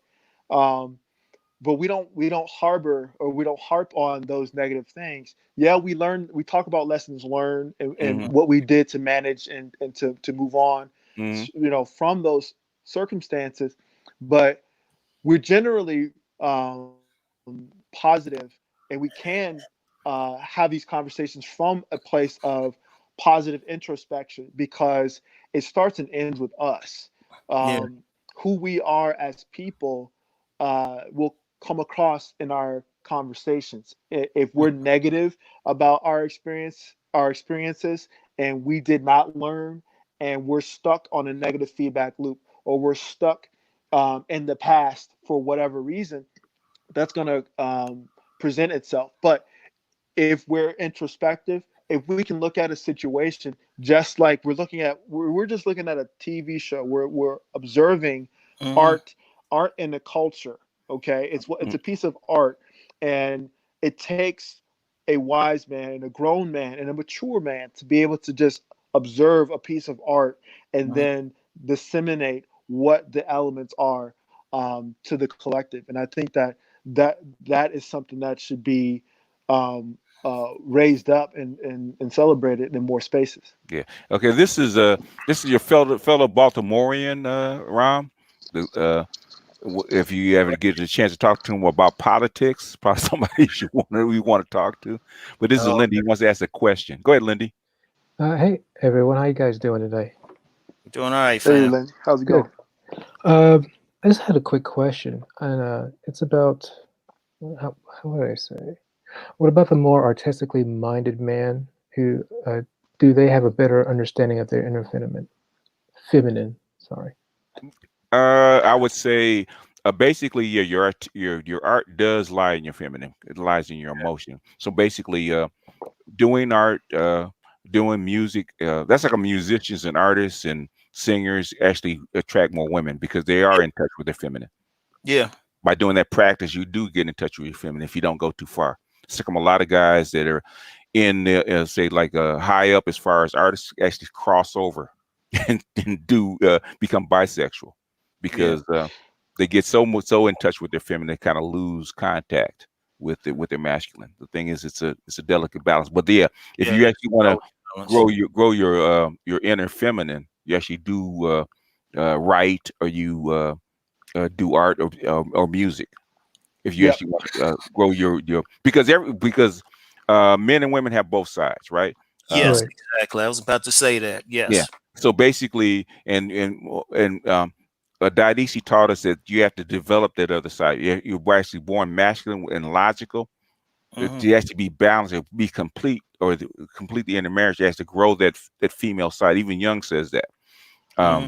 The reason that you have the opposite, when you have the opposite sex, is because uh, a woman will actually pick a man that carries her logical mind. Right. He actually Oh, expresses her logic through him, and vice versa. A man will pick a woman because she expresses his feelings through her. That's yeah. I your was going animus and to. your anima. Go ahead. Yeah, no, I was just going to say that that's a very key part because when people look for a mate, now I've talked about the imprint before, but that's really the very first imprint.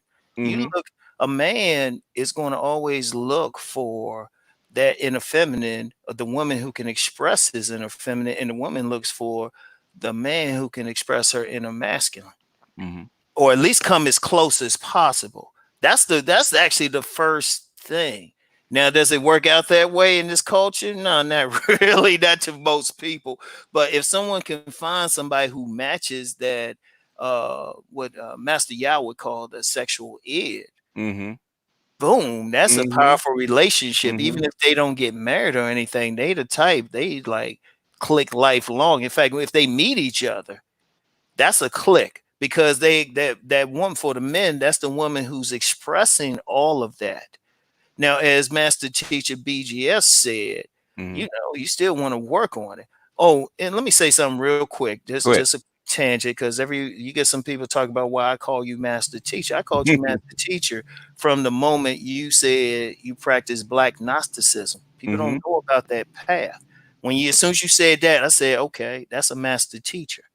Everything else you do, that's cool what you say, but that's on the spiritual side, because a lot of people don't really get my spiritual side. So that's why I'm referred to as a master teacher for Mm-hmm. what you teach, which you can teach spiritually, which people, anytime you give any clue to it, they need to understand that. So I just needed to share that real Oh, quick to, okay. yeah, of course people still ain't gonna listen, but No. still. Yeah, but I'm putting it out there for those who will understand it. But getting back to the other thing, that it is powerful. But then sometimes you do have some people who can tap into their own thing. And if they really tap into it, you do get a prince. He Mm-hmm. was totally tapped into it, but that's a Oh yeah. powerful thing. And honestly, and I don't talk Mm-hmm. about this much, a man who can really tap into it, yeah, Mm-hmm. you don't have to be an alpha showpiece. Mm-hmm.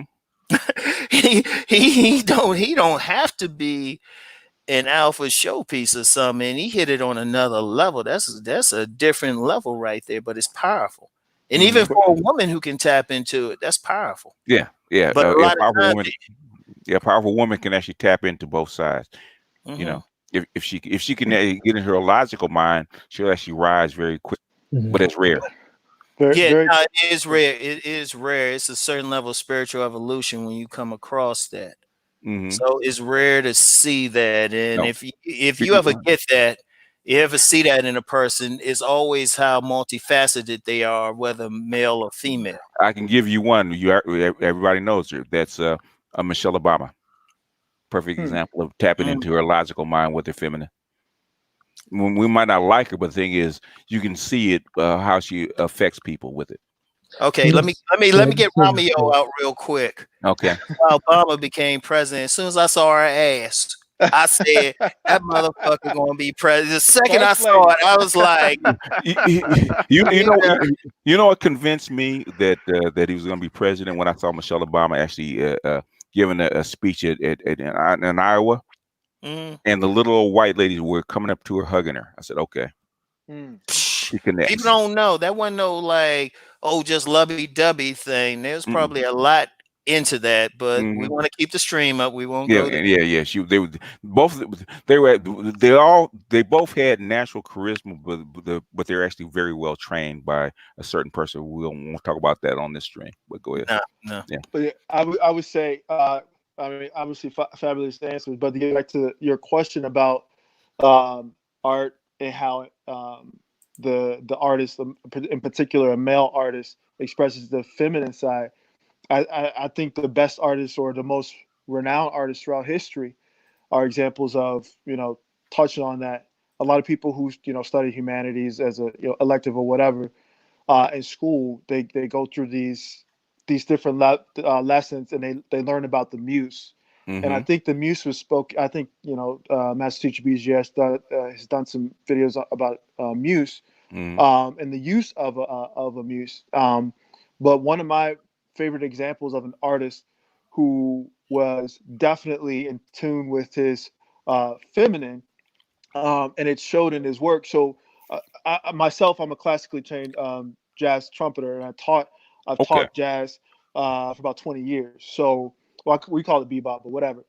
But Miles Davis Oh is yes. a requirement, okay, Mm-hmm. for this particular instrument. But just in music theory, but in art as well, because he was also he's a multimedia artist, but he also always had beautiful, fabulous, elegant leading ladies. Like Mm-hmm. I mean, whether it was in America or France, Germany, wherever he performed, the leading lady of the moment, was in his space, in his corner. Cicely Tyson, obviously in America, Mm-hmm. and some French actresses internationally.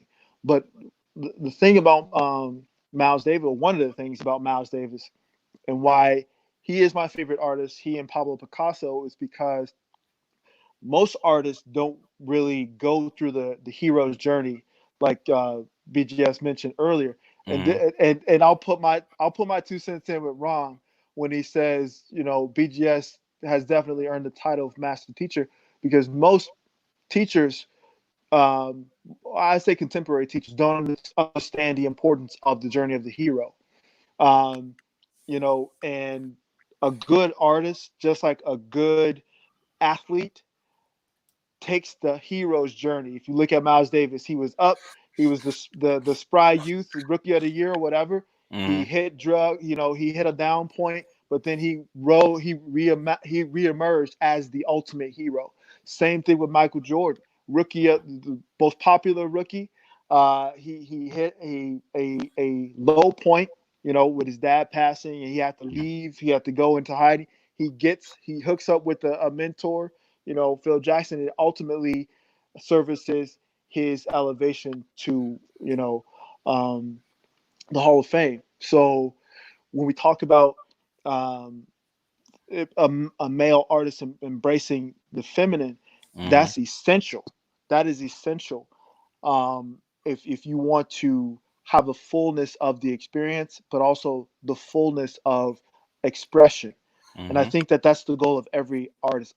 Uninhibited expression is the Mm-hmm. goal of every artist. Mm-hmm. Yeah, and basically that's the journey of any human being. Actually, bring the both sides of your psyche into balance. Mhm. Yeah, which is what Freud and Jung were actually saying. Uh, Yeah.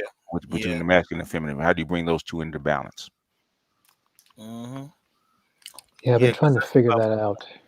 Well, you're on a path, and um, basically, just as an aside, because I went through this for like 10 years, right? Actually, going back and forth with my anima. You have to learn to listen to her, because your anima can be like a nagging wife. Okay. I'm telling you from experience, because she can be like a nagging wife. But the thing is, 90% of the time, she's right. Mm-hmm. You have to learn how to listen to her and use the information that she gives you. Mm-hmm. Yeah, And oftentimes she's like a quiet voice, and there's been a couple of times where she's screamed at me. well, yeah. Well, see, thing is, you're not. The more you tune into her, the more she's talking to you. She's constantly talking to you. Thing is, can you hear her? And that's like when she can become like a nagging wife. So, Correct. you know what I'm talking about, Yeah, Tita? yeah. Yeah. So and like I said, we don't want to go too far off into the void, Mm, even though that's a comfortable space for a lot of metaphysicians. But the more you allow that voice over time, in a period of years, you realize that voice merges with your own internal voice, and yeah, it becomes one it voice, and becomes it's just one voice. like Mm, oh, it's just Tuesday. It's nothing out of the ordinary here, nothing to mm-hmm, see here, folks. mm-hmm, And an interesting sort of addition to that, and I think I brought this out in a video. Women are constantly hearing voices. mm-hmm. Okay, that's Yes. another subject for another day. But in group sessions, there's some YouTube videos that speak about it, and Mm-hmm, every tradition all over the planet, and a mm-hmm. lot of Western sort of doctors um, can't really reconcile it because of their It, training. Go ahead. it's really simple, basically. Okay. Um, your logic your logical mind actually is a filter. Right. Okay, and the stronger your filter, you actually filter out all those impulses. Okay, those voices come out, they're actually impulses, which is your hidden, which is actually your hidden side, your hidden side of your brain. Like the logical brain is very small. But the thing Mm, is, the stronger it is, the bigger the filter. So you actually, actually men actually filter out all those voices.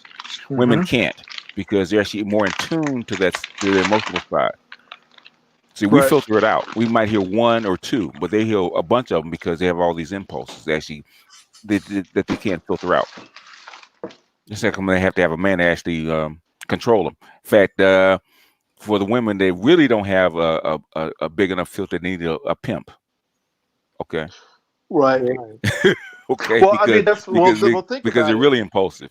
Yeah. Well, that's why you have a lot of female tarot card readers, a lot of Mm-hmm. female, witch Mm-hmm. doctors, enchantresses. Mm-hmm. Again, we keep going back to the ancient temples. Mm-hmm. That's why you had women at every space except for the most holy, but every space leading um, to the innermost chamber before the most holy. Mm-hmm. You have women playing different roles: Mm-hmm. the outer courtyard, inner courtyard, holy, servicing the temple implements and all of these things, Mm-hmm. because women, they are that gateway, the easiest gateway, the most fluid gateway Mm-hmm. between worlds. Mm-hmm. Yep. Between the unseen and the seen, you know. They're the alchemist gate. Uh, okay. If you let's take a Star Wars analogy, right? Okay. Okay. The difference between the light side and dark side, the dark side is actually uncontrolled for the most part, right? Raw force, raw energy, raw emotions. So that's come you have uh, um, all the negative side will actually show up on the dark side, right? Right. It's, they're actually a little bit more powerful because it's unrestrained, right? But it's also more destructive. Whereas the light side Jedi, the Jedi are actually very controlled, very disciplined, uh, very sometimes non-emotional, because they have to have a very tight restraint on the force. Otherwise, it'll actually destroy 'em. Because Right. it's a very powerful dark side. So that's the difference between men and women. That's like to have a whole society run by women is destructive because they don't have enough restraint on their emotions to their dark sides. Mm-hmm. That's why as the society is becoming more feminist, in my estimation, the restraints are actually loosening on society, which is society actually starting to actually be less moral. And falling more Yeah, chaotic. more chaotic because you're actually tapping into the very raw emotions without the filter, if that makes sense. Yeah, That and I makes would sense. even take that a point further by saying, when we say moral, right? That's Mm. relative, Yeah, to the construct. yeah. And I think that in order to build something new, you have to have a disinfected, a disillusion. And so chaos and the feminine is sort of the best sort of dissolving agent. Mm-hmm. And that's sort of what's happening. Within, but it has to be within. It has to be controlled. Even Yes. chaos has to be controlled. You Yep. know. And the thing is that, and that's the masculine is a control point. Even Yes. within women, the masculine is a control point. When women with a very very um, small logic brain, it's logic masculine, are actually very very chaotic. That's like crazy chicks have the best sex. Right. Right. This is true. Hey, listen, true. Hand to the man, right? But also that's why I support the notion of alpha and beta, and how women are naturally drawn to a man who has that commanding presence, because they know that if they can rule over a man, uh, then he's not going to be the one yeah, to carry them forward.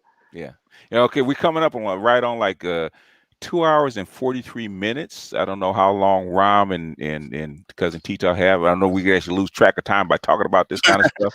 So I might need to get off in a few minutes, man. okay, that's what I'm going to say. Take closing thoughts. It's up to you, cousin Tito. You're the deciding vote. Yeah, no, I got some other things that Uh, I'm gonna do, but I definitely wanna do another one. okay. Um, but yeah, this definitely was great. Again, I'm gonna brush up on my insecure notes from past seasons. So, because all of those elements and those dynamics are definitely Yeah. they play out in the real world, which is so cool and unique about this show.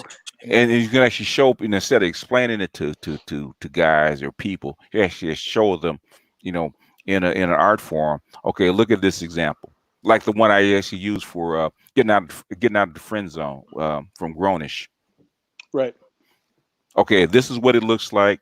Look at what he says. Look how he got out of that situation, and what he did to actually get out of it. He actually took responsibility for being in it. He realized what he needed to do to get out of it, and guess what happened? That's the way you do it. These are like examples that people can actually see. Exactly. Well, And I'm gonna post your book one more time. Support cousin T-Tar. I appreciate it. Throw him some shekels. Actually, a very good book. It's Thank you very much. Short read, concise, almost like a manual rather than a book. So so before we cut, is there anything that you're gonna give us any breadcrumbs as far as your book coming up? Or I mean, basically, for the most part, other than some finer details, all I'm really going to do is just bring all this stuff together in a book in a concise form. Because if you hit my playlist, you can pretty much learn a lot about the octanes. But I'm actually going to bring it out in more concise form, where it's actually more ordered rather than scattered. But because and a lot of stuff, that we circumstances like the 92 climber. That was actually in a response to a question that Ram asked. Okay, what about a 92 that exhibits this kind of behavior? Okay, you got to remember this is a class structure, and basically how you were raised. Okay, it's difficult to actually change how you're raised. If you grew up like an 85 or an 87, and you actually get a job or get a position, it's actually very difficult to actually change your inner world. A lot of the social graces and stuff that people take for granted, say like the natural 92. Right. Okay, you guys are trained differently. So for you to actually, it takes a lot of work for a woman to actually change herself, to change her mask to actually reflect a natural 92. Okay, some people can do it, some people can't. Yeah. Right. And under stress, that's what I always say. If you give a woman, you've seen this, cousin Tita. Give a woman a couple of drinks in a certain setting, the real her will actually come out. Okay, if her mask will drop. If she's a natural 92, then you give her a couple of drinks, she's gonna be still the same class of person, right? You give an 87 that's a 92 climber a couple of drinks, she's gonna revert back to her old girl. Yes. Yeah. Well, give her a drink or put her in a situation. A situation with nothing but other women. And and it's pure entertainment. Oh man, that peer pressure, they will do interesting things. But that's another panel. That's on your Patreon. Okay, if they want to learn that stuff. Exactly, that's Patreon. Linda, you got any closing stuff for us? You got another question or anything you want to add? No, you guys had a Satori moment, and a bit of insight from you guys' answer. And I will thank you all for answering my question. I'll bid you all adieu. If I can find it, because I know they're scattered all over the place, I will actually put I think I did, but I actually put the anima and animus all into one playlist, because it's scattered out over like 3 or 4 years of videos. It's actually in response to people's questions. Rom's probably seen them all, but yeah. Oh yeah. Oh, and let me this was just a great session. Just starting out talking about the deeper aspects of insecure, but just going into the deeper stuff, because we could flow for 3 more hours, but Rom got stuff to do. Candygram. So okay, well, let's hurry up. Let's hurry up now. Hey, Rom, let me ask you this question: what's the difference between a ronogram and a candygram? You know what? I actually don't know. Because there's a lot of guys getting ronograms right around this time. No, we go a little bit further with mine. So, cousin Tito knew exactly what I was talking about. Oh yeah, those ronograms. Yeah. I miss you, big head. Right. Anyway, man, I'm gonna let you guys appreciate you guys for actually coming on and actually giving up the game. And anytime you guys want to do it again, just hit me up. I'm Excellent. down. Thank you. Look All forward to right, it. definitely. All right. And go hit his. Let me drop his book one more time before we leave. I just had it on Amazon. All right. Definitely. Definitely. Definitely. Yeah, we'll Appreciate it. definitely do this again. Definitely do this again. So, all All right. right, Cheers. y'all. All right. Appreciate it. All right, y'all. Peace. How do I Peace. leave? Oh yeah, hit that. Oh yeah, hit that X. Hit Bye. that X. All right.